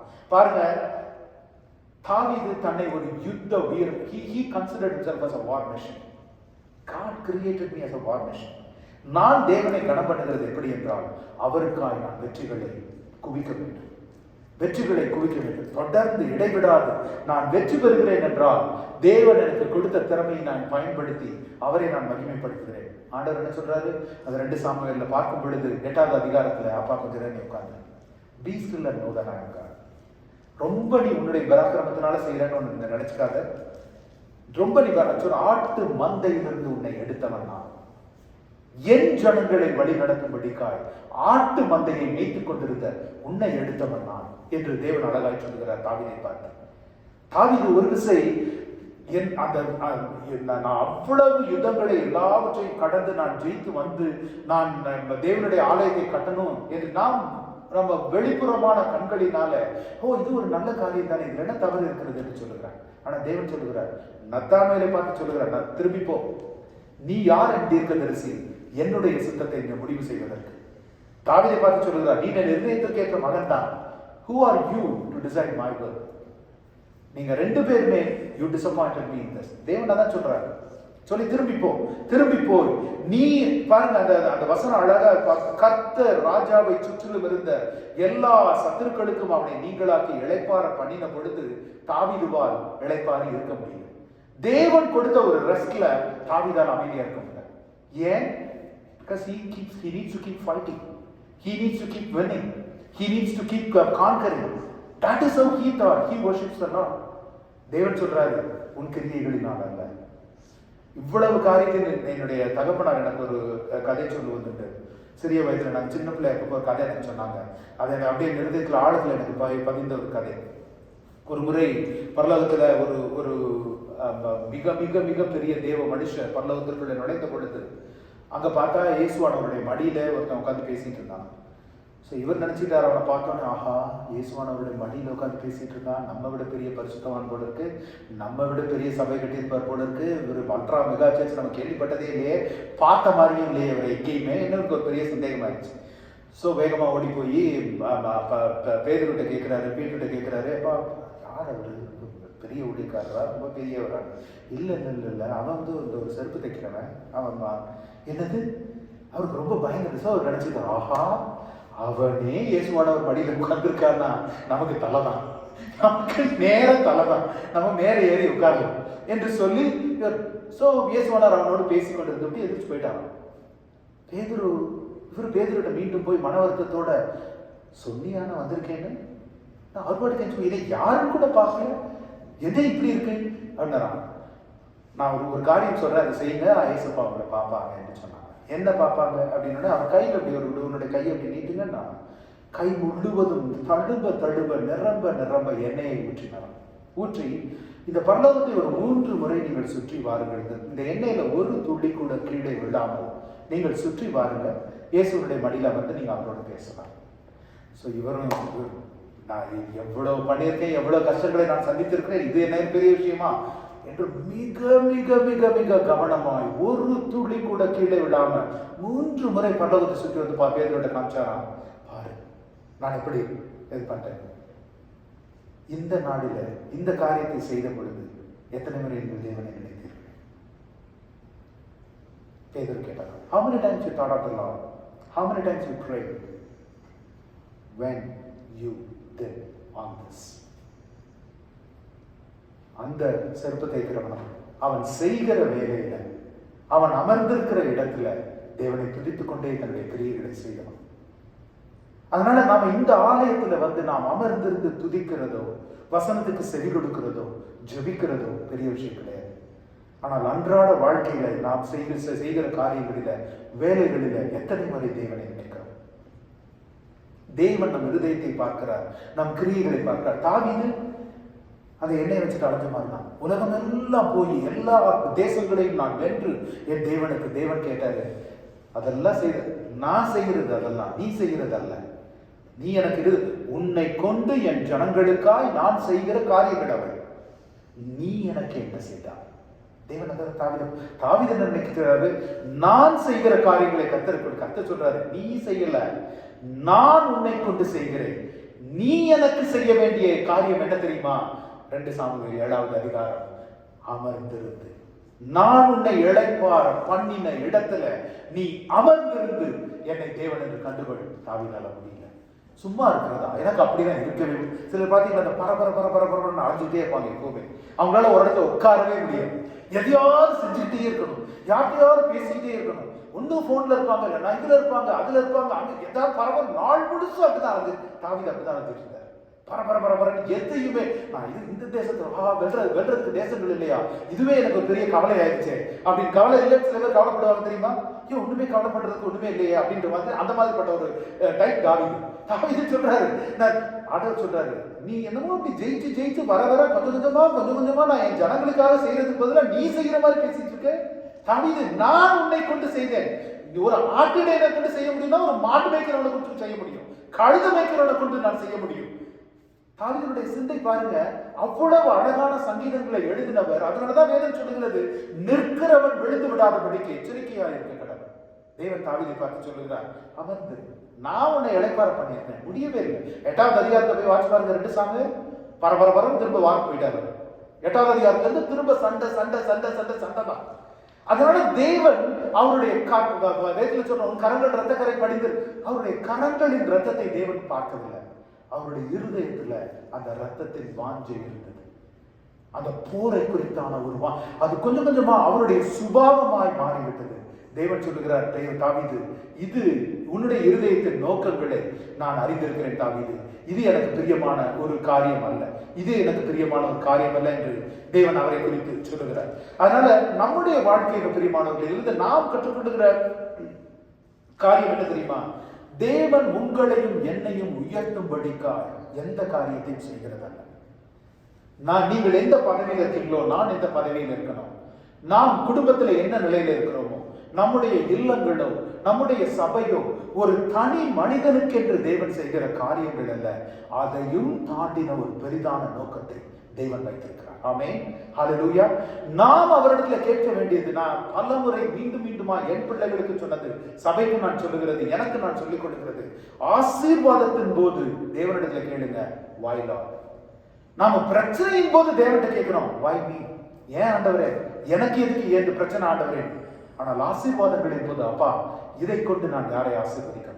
பவுல் அழகாய் சொல்கிறார் இல்லையா, நாங்கள் பட்ட உபத்திரவத்தில் பெறுகிற ஆறுதலினால பிறரை நாங்கள் ஆறுதல் படுத்தவர் திராணி உள்ளவர்களாகும்படி.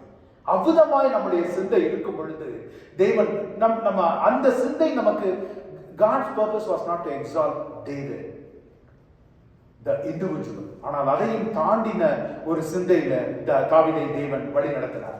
இப்போ நம்ம இன்னொரு அதாவது ரெண்டு பேர்கிட்டயுமே தேவன் he's really disappointed.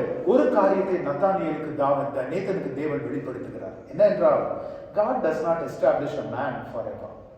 God does not establish a man forever, but his kingdom forever, where his people will dwell. Hallelujah.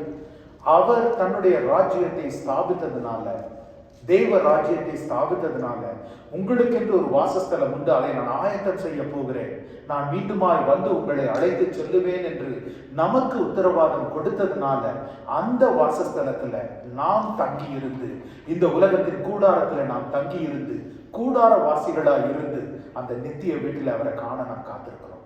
இதற்கு எவ்வளவோ பேர் விலைக்கிரயம் கொடுத்திருக்கிறார்கள், தாவீது உட்பட. தாவீது என்கிற தனி மனுஷன் அல்ல, ஆபிரகாம் என்கிற தனி மனுஷன் அல்ல, எலியா, மோசே, எலிசா அல்லது எரேமியா என்கிற தனி மனிதர்கள் அல்ல. அவர்களை உயர்த்தும்படிக்காய் அல்ல, அவர்களை கொண்டு உங்களுக்கும் எனக்கும் ஒரு தேவ ராஜ்யத்தை ஸ்தாபிப்பதற்காய் தேவன் இதை செய்தார். அதே போலதான் நாம் ஒவ்வொருவருடைய வாழ்க்கையை கொண்டோம் அடுத்த நிலைக்கு. நீங்க வாழ்க்கையில எந்த நிலையில இருந்தாலும் சொல்லுங்க, அப்பா வருகிற தலைமுறைகளுக்கு உண்மை அறிவிக்கும்படிக்காய் எனக்கு ஜீவனை கொடுத்திருக்கிறேன். அந்த வசனத்தை நான் புது வருட ஆராதனை சொன்னேன் இல்லையா, அவன் கேட்கிற சங்கீதக்காரன், எனக்கு நீடித்த ஆயுள கொடுங்கன்னு கேட்கல, அதுக்கு பதிலா சொல்றான், வருகிற தலைமுறைக்கு உம்முடைய பராக்கிரமங்களை, உம்முடைய கிரியைகளை அறிவிக்கும்படிக்காய் எனக்கு ஆயுசு நாட்களை நீட்டிக் கொடுமாண்டவரே. பாருங்க, எவ்விதமான ஒரு நான் ஜீவிக்கிறது அவரை குறித்து சொல்லுகிறதற்கு, அவரை போல மாறுகிறதற்கு என்கிற ஒரு சிந்தை நமக்கு இருக்கும் பொழுது, his purpose is not to establish a man forever, but his kingdom forever and ever. அதனால உணர்ச்சி வசப்பட்டு தேவனுக்கு ஊழியம் செய்கிறது என்பது வேறு, உணர்வோடு தேவனுக்கு ஊழியம் செய்கிறது என்பது வேறு. ஊழியம் என்பது வெறும் சபை மாத்திரம் அல்ல, நம்முடைய தினசரி வாழ்க்கை. நாம் எல்லாரும் ஊழியத்துக்கு அழைக்கப்பட்டிருக்கிறோம். சிலர் ஒவ்வொருவரும் ஒவ்வொரு விதத்திலே ஒவ்வொரு லெவல்ல அழைக்கப்பட்டிருப்பாங்க. 12 அப்போஸ்தலர்களுக்கு ஒரு விசேஷித்த அழைப்பு இருந்தது, பில்லி கிரஹாமுக்கு ஒரு விசேஷித்த அழைப்பு இருந்தது. அதனால உங்களுக்கு எனக்கு அழைப்பு இல்லைன்றது அல்ல, நாம் ஒவ்வொருவருக்கும் வாழ்க்கையில ஒரு அழைப்பு உண்டு, அதை ஆசையாய் நாம் தொடர்கிறோம். அதுதான் ரட்சிப்பின் பூரணப்படுதல், அதுதான் ஞானம். நாம எதை தேடணுமோ அதை தேடுறோம், அதுதான் நாம் சேர்த்துக் கொள்ள வேண்டிய அறிவு. நம் பிள்ளைகள் நம்மை குறித்து அறிந்து கொள்ளுகிறதை போல நாம் தேவனை குறித்து இன்னும் அறிந்து கொள்ள எப்படி அறிந்து கொள்ள முடியும்? Need to study the word deeper. வசனத்தின் I think one of the famous Bible commentator, he said, the greatest danger for any Christian man or woman is not to be under the teaching of the word. Not to be under the teaching of the word. அவருடைய commentaries இன்றைக்கு வரைக்கும் வாசிக்கிறோம். Matthew Henry commentary, இன்றைக்கு வரைக்கும் அவருடைய commentary வாசிக்கிறோம். அவருடைய தகப்பனார் மேத்யூ ஹென்ரிக்கு சொன்னது, அவர் சொன்ன அதான், வேதத்தின் படிப்பினைக்குள்ள தொடர்ந்து எந்நாளும் உன்னை காத்துக்கொள். அந்த வசனம் தான் நமக்கு வேலி அடைக்க வல்லது. அந்த வசனம் தான் நம்மை காத்துக்கொள்ள வல்லது. அதனால இன்னொரு ஒரே ஒரு காரியத்தை பார்த்து இன்று நாம் நிறைவு செய்யலாம். அதாவது இரண்டாவது இன்னொரு இடத்துல நாம் எல்லாரும் தடுமாறுகிற ஒரு காரியம் என்னன்னா sometimes we are disappointed in God. Sometimes we are disappointed in God. தேவனை நாம் தேவன் நம்மளை ஏமாறி ரொம்ப காத்து கொண்டிருக்கிறது ஒரு பக்கம். சில நேரத்தில் we are disappointed in God. நான் நினைத்த நேரத்தில் நான் நினைத்த இடத்துல கர்த்தர் எனக்கா he did not pull through. He did not pull through. தேவன் அதை பாருங்க, பணத்தை நமக்குள்ளே நம்ம இழந்து போகிற ஒரு காரியம். இதுதான் I said I did not complete this in the New Year sermon actually. சுருக்கமாக இதை நான் பார்த்து இன்றைக்கு நாம முடிக்கலாம். இப்போ if David was lost in his mighty warrior mindset, here is a prophet who's lost in himself. தாவீது ஒரு பெரிய பராக்கிரமசாலியாய் தன்னை நினைத்து கொண்டு அதிலே தன் சிந்தையை இழந்து போயிருந்தால் தனக்குள்ளாகவே இழந்து போன ஒரு தீர்க்கதரிசி தான் எலியா. ஆகாப் எசபேல் இவர்களை குறித்து எலியாவுடைய இருதயத்தில் எவ்வளவு ஒரு பயமும் ஒரு கோபமும் ஒரு தேவனுடைய காரியத்தை நிறைவேற்றுகிற வைராக்கியமும் எதுலையுமே தப்பே கிடையாது. ஏன்னா தேவன் தான் செய்ய சொன்னார், சரியா, எலியாவை. ஸோ அதனால எந்த அளவுக்கு இருந்துச்சுன்னா he completely lost in touch with everything around him. தன்னை சுற்றி இருந்த எல்லாவற்றையும் மறந்து இந்த ஒரு காரியத்துல எலியா அவ்வளவு ஆழமா ஈடுபட்டு இருந்ததுனால தன்னுடைய வாழ்க்கையில ஒரு சிக்கல் என்று வந்த பொழுது அவனுக்கு யாருடன் சேர்ந்து நாம் நம்மை தேற்றிக் கொள்கிறது என்கிற வழி தெரியாமல் போனான். நார்மலா இந்த காரியங்களை குறித்து இவ்விதமாக தியானித்திருக்க மாட்டீங்க. நான் நியூ இயர் மெசேஜ் முடிஞ்ச உடனே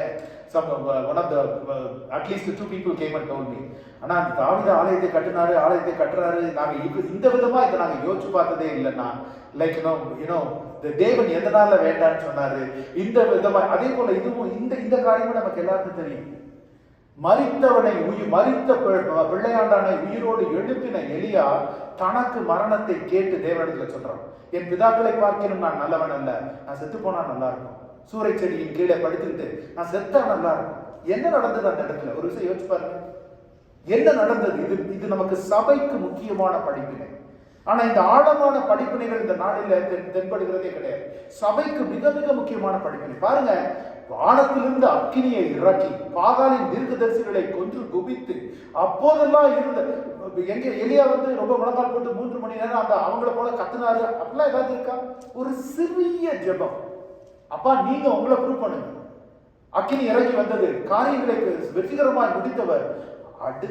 அடுத்த நாள் கேள்விப்படுறார், எசபேல் சொல்லி இருக்கிறார், இன்றைக்கு எப்படி என்னுடைய பாகாலின் தீர்க்கதரிசிகள் வெட்டுண்டு விழுந்தார்களோ நாளைக்கு முடிகிறதுக்குள்ள அவன் வெட்டுண்டு விழுகலன்னா அவ்வளவுதான். கேட்டாரோ இல்லையோ, he completely lost it. ஏன் தெரியுமா? he was disappointed in the Lord. ஆண்டவரே நான் இவ்வளவு செஞ்சேனே உங்களுக்காக, இவ இப்படி மிரட்டுறாடே, எனக்கு ஒரு படையை நீங்க தந்திருக்க வேண்டாமா? இல்ல அட்லீஸ்ட் ஒரு அரண்மனையிலேயாவது போய் ஒளிச்சு வச்சிருக்க வேண்டாமா?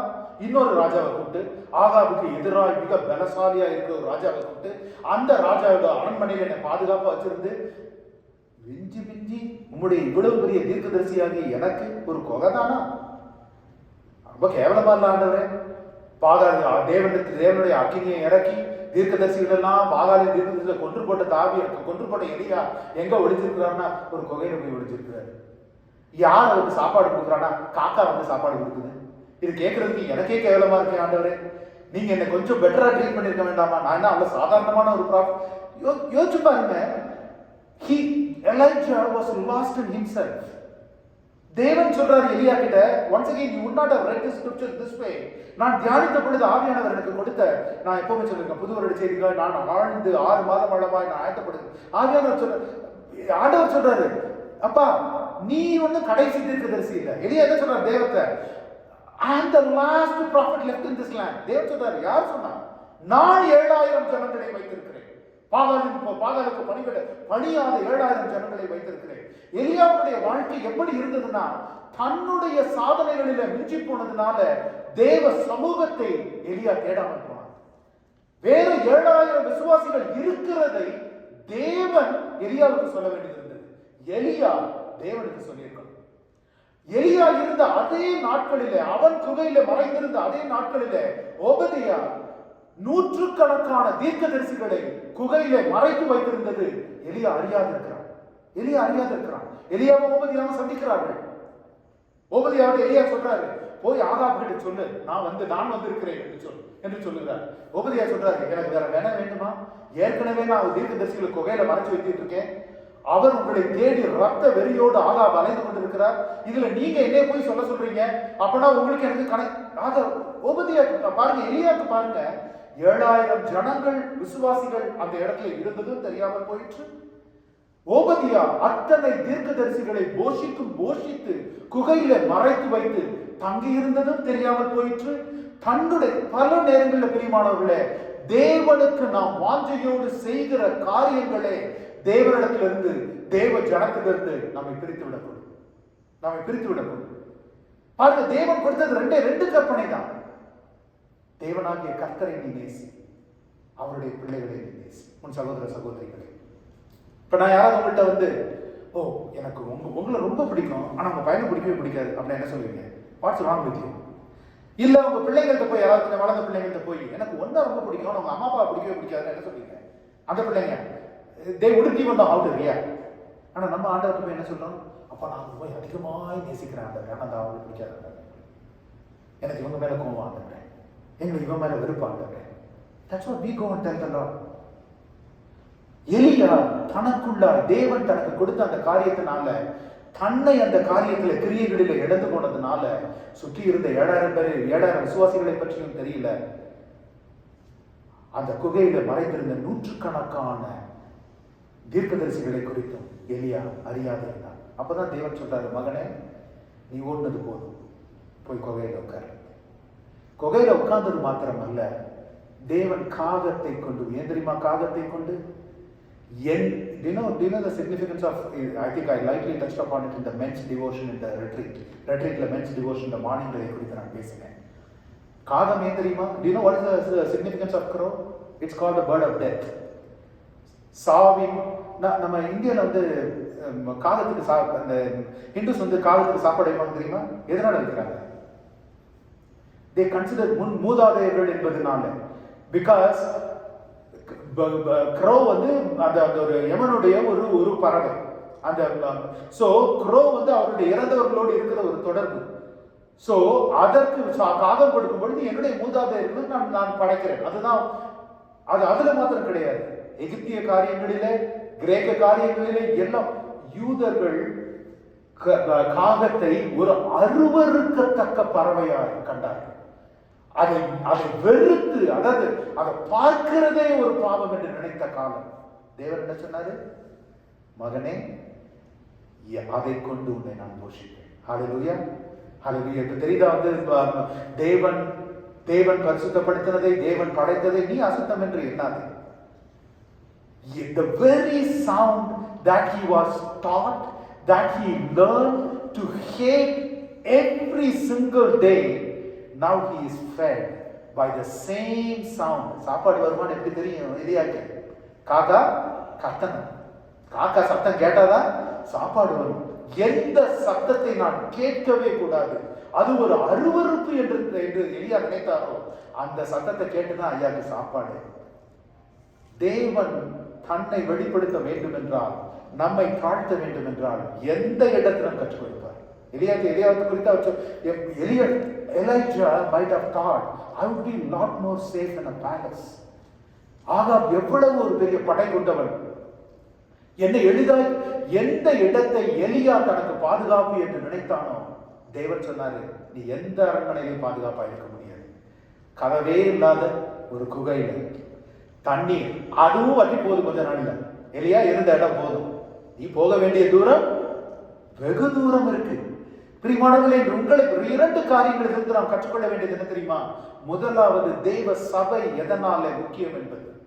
ஒருவேளை எலியா அந்த 7000 விசுவாசிகளை அறிந்திருந்தால், ஒருவேளை எலியா உபதேயோவோடு சேர்ந்து அந்த தீர்க்கதரிசிகளை குகையில பாதுகாக்க வாஞ்சையுள்ளவனா இருந்திருந்தால், அவனை ஆறுதல் படுத்த, அவனை தேற்ற, அவனோடு நிற்க, வேத வசனத்தை சொல்ல, அவனோடு சங்கீதத்துல இடைப்பட, தேவனிடத்துல மன்றாட ஒரு கூட்ட ஜனங்கள் எலியாவோடு நின்றிருப்பார்கள்.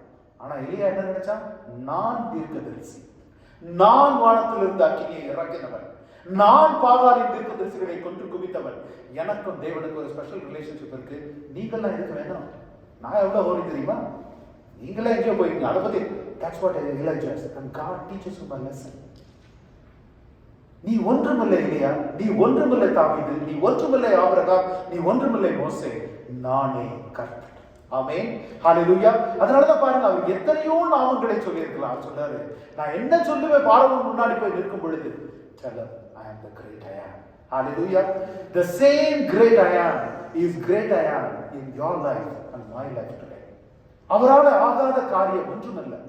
பல நேரங்களில் நாம் தாழ்மைப்படுத்தப்படும் பொழுது நாம் கேட்க வேண்டியது, தேவனே எந்த இடத்துல நான் என் சுயத்துல மிஞ்சி நின்றேன், நான் ஒரு யுத்த வீரன், ஜெயிக்க வேண்டியதனுடைய கடமை என்று அதிலே இழந்து போனேனா, அல்லது பாதாளுக்கு எதிர்த்து நின்று வெற்றியில் சேர்க்க வேண்டியது என்னுடையது, பிறரை பற்றி என்று கவலை இல்லை. That is why I said God always has a purpose above and beyond yourself for his people. சபை என்பது அவருடைய ஜனம். ஆமென், ஹalleluya. நீங்க ஒவ்வொருவரும் இந்த சபைக்கு வருகிற போது என்ன எண்ணத்தோட வரணும் தெரியுமா? யாரோ முன்னாடி நின்று நமக்கு 2 ஆராதனை பாட்டு பாடி மினிஸ்டர் பண்ணுவாங்க, ஒரு பாஸ்டர் வந்து முன்னாடி நின்று நமக்கு வசனம் மினிஸ்டர் பண்ணுவாங்க. நாம் வரும் பொழுது, இன்றைக்கு யார் காயத்தை நான் கட்டுவேன், என் சகோதரன் என் சகோதரி யாருக்கு ஒரு வேதனையோடு வருவாங்க, யாருக்கு தேவைகள் இருக்கும், எப்படி நான் அவர்களோடு நான் இடையில நிற்பேன், அந்த ஒரு சிந்தையோடு, எண்ணத்தோடு, நோக்கத்தோடு நாம் ஒவ்வொருவரும் சபைக்கு வரணும். எனக்கு அதிகமான பொறுப்புகள், உங்களுக்கு எல்லாம் கொஞ்சம் கொஞ்சம் குறைவான பொறுப்பு, இங்க பாடுறவங்களுக்கு அதிகமான பொறுப்பு, மற்றவங்களுக்கு அவ்விதமாய் அல்ல. When you come as a spectator, you will never realize the inheritance of the children. நாம ஒரு வீட்டுக்கு கெஸ்டா போறோம், எல்லாம் சாப்பிட்டு வீட்டுல முடிச்சுட்டு கெஸ்ட்ல முடிச்சுட்டு, சரிங்க நான் மேல போய் தூங்குறேன், நீங்க அவங்க என்ன பண்ணுவாங்க? ஐயோ என்ன ஒரு இந்த வீட்டுல குடியிருக்கிற மாதிரி மேல போய் நான் தூங்க போறேன்றாரு, நாங்கள் மேல போய் தூங்கணும், இவர் வீட்டுக்குள்ள போகணும் சொல்லுவோமா இல்லையா? நீங்க தேவனுடைய இல்லத்திற்கு வரும் பொழுது நீங்க உங்க வீட்டுக்கு வர்றது மாதிரி வரணும். ஏதோ ஒரு கெஸ்ட் வீட்டுக்கு வர மாதிரி வந்துட்டு சாப்பிட்டு கையை கழுவிட்டு நான் திரும்பி போறேன்ற மாதிரி வரக்கூடாது. நாம் வரும் பொழுது நாம் ஒவ்வொருவரும் ஊழிய சிந்தையோடு தேவ சபைக்கு நாம் வரணும், தேவ பிள்ளைகளை தேடணும். எலியா அப்படி தேடாமல் போனதுனால அவ்வளவு பெரிய தீர்க்கதரிசி இன்னைக்கு மாடர்ன் டேர்ம்ஸ்ல சொல்ல போனா டிப்ரெஷனுக்குள்ள போயிட்டாரு. He was depressed. என் பிதாக்களை பார்த்து நான் ஒன்றும் பெரியவன் இல்லை ஆண்டவரே, என்னை கொன்று போட்டுருங்க, ஏன்னா மேல பிரயோஜனமே இல்லை இனிமேல். ஆனா தேவன் என்ன சொல்றாரு? நீ போக வேண்டிய தூரம் வெகு தூரம் இருக்கு இல்லையா, அவ்வளவு எளிதா விட்டுற மாட்டேன், அவ்வளவு எளிதா உன்னை விட்டுற மாட்டேன், போய் குகையில இரு. நீ எந்த சத்தத்தை வெறுத்தாயோ அந்த உணவுக்கு காத்துற, அந்த சத்தத்துல கற்றுக்கொள், நான் எதை கொண்டும் எங்கும் எவன் மேல் கிருபையா இருக்க சித்தமா இருக்கிறேனோ அவன் மேல் கிருபையா இருப்பேன், எவன் மேல் இரக்கமாய் இருக்க சித்தமாய் இருக்கிறேனோ அவன் மேல் இரக்கமாய் இருப்பேன், எவரை கொண்டும் எதை கொண்டும் செய்ய எனக்கு ஆற்றல் உண்டு. அதே தேவன் இது உங்களுக்கும் எனக்கும் சொல்லுகிறார், என்னால கூடாத காரியம் ஒன்றுமில்லை, மாம்சமான யாவருக்கும் தேவனாகிய கர்த்தர் நான், என்னாலே செய்யக்கூடாத அதிசயம் ஒன்று இல்லை. பிள்ளைகளை, இன்றைக்கு என்ன அதிசயத்தை உங்க வாழ்க்கையில் எதிர்பார்த்து காத்திருக்கிறீங்க? எந்த வேதனை இதற்கு முடிவே இல்லை என்று நினைத்து காத்திருக்கிறீர்கள்? தேவன் சொல்லுகிறார், மாம்சமே உனக்கு தேவனாகிய கர்த்தர் நான், நீ ஆவியில என்னை தேடு. உன்னதத்திலிருந்து ஊற்றப்படும் வரைக்கும் அப்படிதான் இருக்கும். ஊற்றப்படும் பொழுது காரியங்கள் மாறும், வனாந்தரங்கள் வயல்வெளி ஆகும், காடு மேல் எல்லாம் மாறி போகும், எல்லாம் மாறி போகும். Provided you believe and you go. God cared so much for Elijah that he didn't care offending his ego. எலியாவுடைய ஈகோ அதிகமாய் காயப்பட்டது, நொறுக்கப்பட்டது. God didn't care because he loved Elijah so much that he hurt his ego to the core, broke his ego, brought him down and then used him again. Hallelujah. தேவன் உங்களுக்காகவும் எனக்காகவும் ரத்தம் சிந்தி நம்மை சம்பாதித்திருக்கிறார்.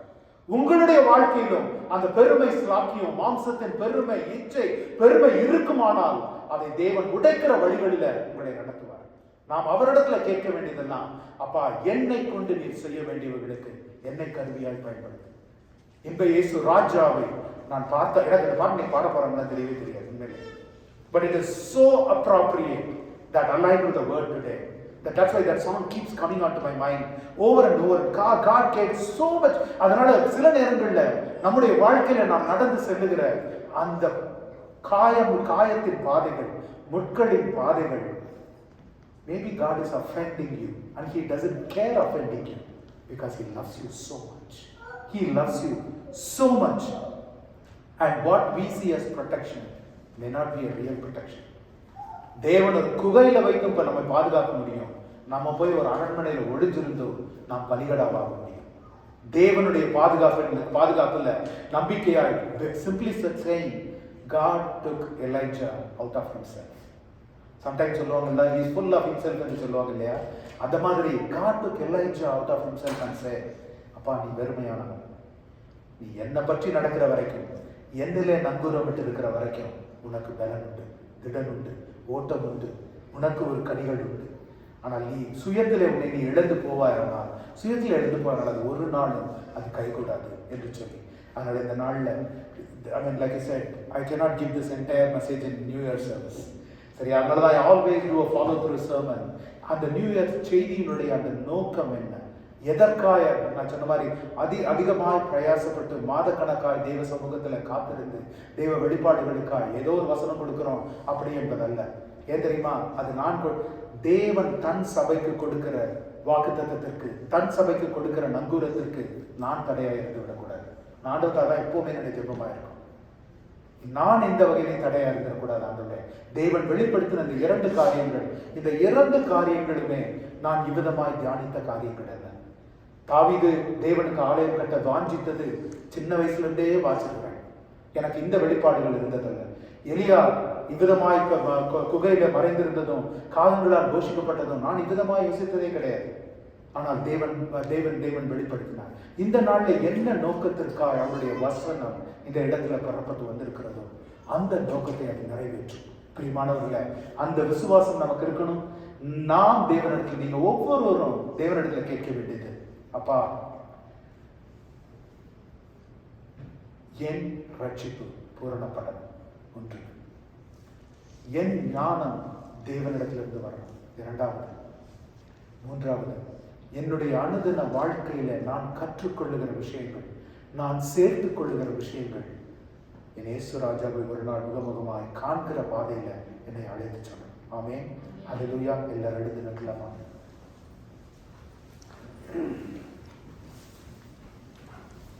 ஒரு அழகான பழைய பாடல் ஒன்று இருக்கிறது. இல்லைன்னா நம்ம இருக்கட்டும்.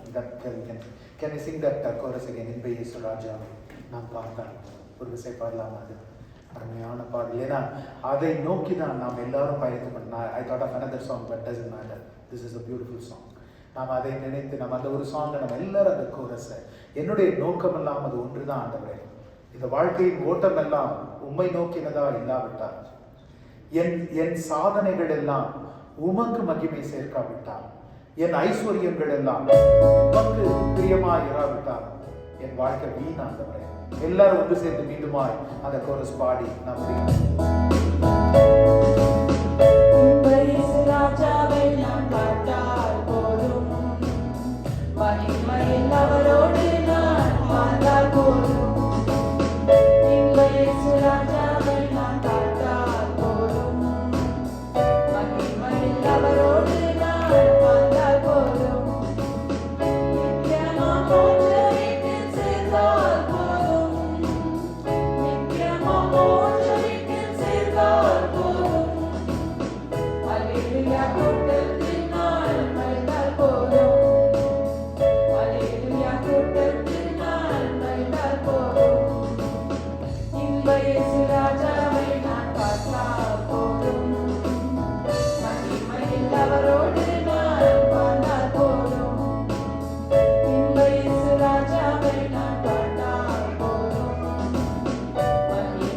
அவரோடு நான்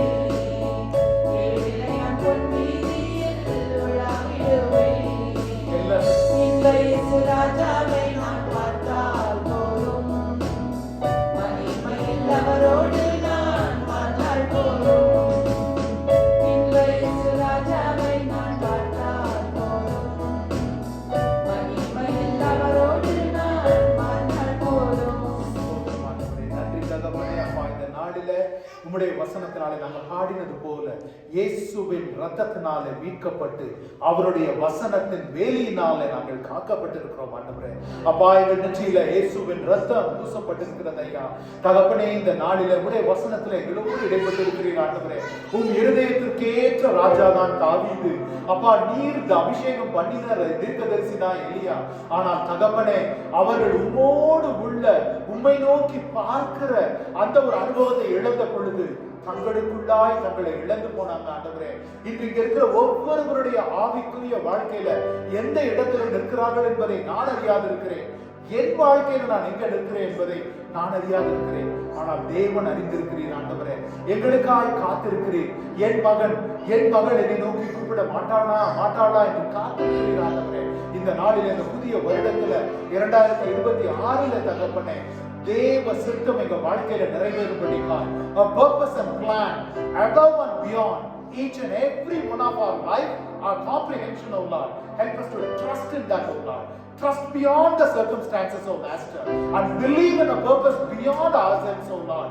எல்லாவற்றுக்கும் மேலாய் விசுவாசத்துல இன்னும் faith above reason, oh Master. நாங்கள் உம்மை பற்றிக் கொள்ள ஆண்டவரே. அது மாத்திரமல்ல, அந்த ஒரு எலியா தன் தேவ ஜனங்களை தேடாததுனால தன் தனிப்பட்ட வாழ்க்கையில விழுந்து போனான். நீர் இடைப்பட்டு அவனை தூக்கி எழுப்பினீர். அவன் காண மறந்து போன 7000 ஜனங்களை உம்முடைய பிள்ளைகளை நீர் காட்டினீர். எலியா காண மறந்து போன அந்த தீர்க்கதரிசிகளை நீர் காட்டினீர் ஆண்டவரே. அவ்விதமாய் தகப்பனே, நாங்கள் என்னாலும் எங்க சகோதர சகோதரிகளை குறித்த அந்த பார்வையை இழந்து விடாதபடிக்கு காத்துக்கொள்ளும். பிதாவாகிய தேவனை நேசிக்கிற நாங்கள் அவருடைய பிள்ளைகளாகிய எங்கள் சகோதர சகோதரிகளையும் அதே விதமாய் நேசிக்க எங்க இருதயத்தை நீர் ஏகுவீராக தகப்பனே. உமக்கு ஸ்தோத்திரம், நன்றி, ஆராதனை. பவுல் அப்போஸ்தலர் சொன்னது போல எங்கள் ஒவ்வொருவருடைய வாழ்க்கையும் தினசரி கிரியைகளும் இந்த வாரம் முழுவதும், மாதம் முழுவதும், வருடம் முழுவதும் தேவ அன்பினால் நெருக்கி ஏவப்படும்படிக்காய் எங்களை தாழ்த்தி ஒப்புக் கொடுக்கிறேன் தகப்பனே. அப்பாவுடைய வசனம் எந்த நோக்கத்தோடு அபிஷேகத்தோடு இன்று புறப்பட்டதோ அது தன் கிரியைகளை செய்து முடிக்கும்படிக்காய், குடும்பங்களில் அப்பா தனிப்பட்ட வாழ்க்கையில் தன் நுகங்களை முறிக்கும்படிக்காய், தடைகளை விலக்கும்படிக்காய் இயேசுவின் வல்லமையுள்ள நாமத்தினால ஜெபிக்கிறேன் தகப்பனே. சபையை ஆசீர்வதிக்கிறேன் தகப்பனே. நீ உன் ஜனங்களுக்கு என்று மேலான ஒரு திட்டத்தை வைத்திருக்கிறீர். அதை எங்கள் ஒவ்வொருவரையும் கொண்டு, இந்த ஆஸ்டின் தமிழ் சபையை கொண்டு நீர் நிறைவேற்றும்படிக்காய் உம்முடைய பலத்தை கலந்துவிட ஒப்பு கொடுத்து ஜெபிக்கிறேன். இயேசுவின் வல்லமையுள்ள நாமத்துல ஜெபிக்கிறேன் ஜீவனுள்ள நல்ல பிதாவே. ஆமென், ஆமென், ஆமென். நம் பிதாவாகிய தேவனுடைய அன்பும் குமாரனாகிய இயேசுவின் மனதுருக்கமும் பரிசுத்த ஆவியின் வழி நடக்குதலும் இன்றும் என்றும் நம் அனைவரோடும் இருப்பதாக. ஆமென், ஆமென்.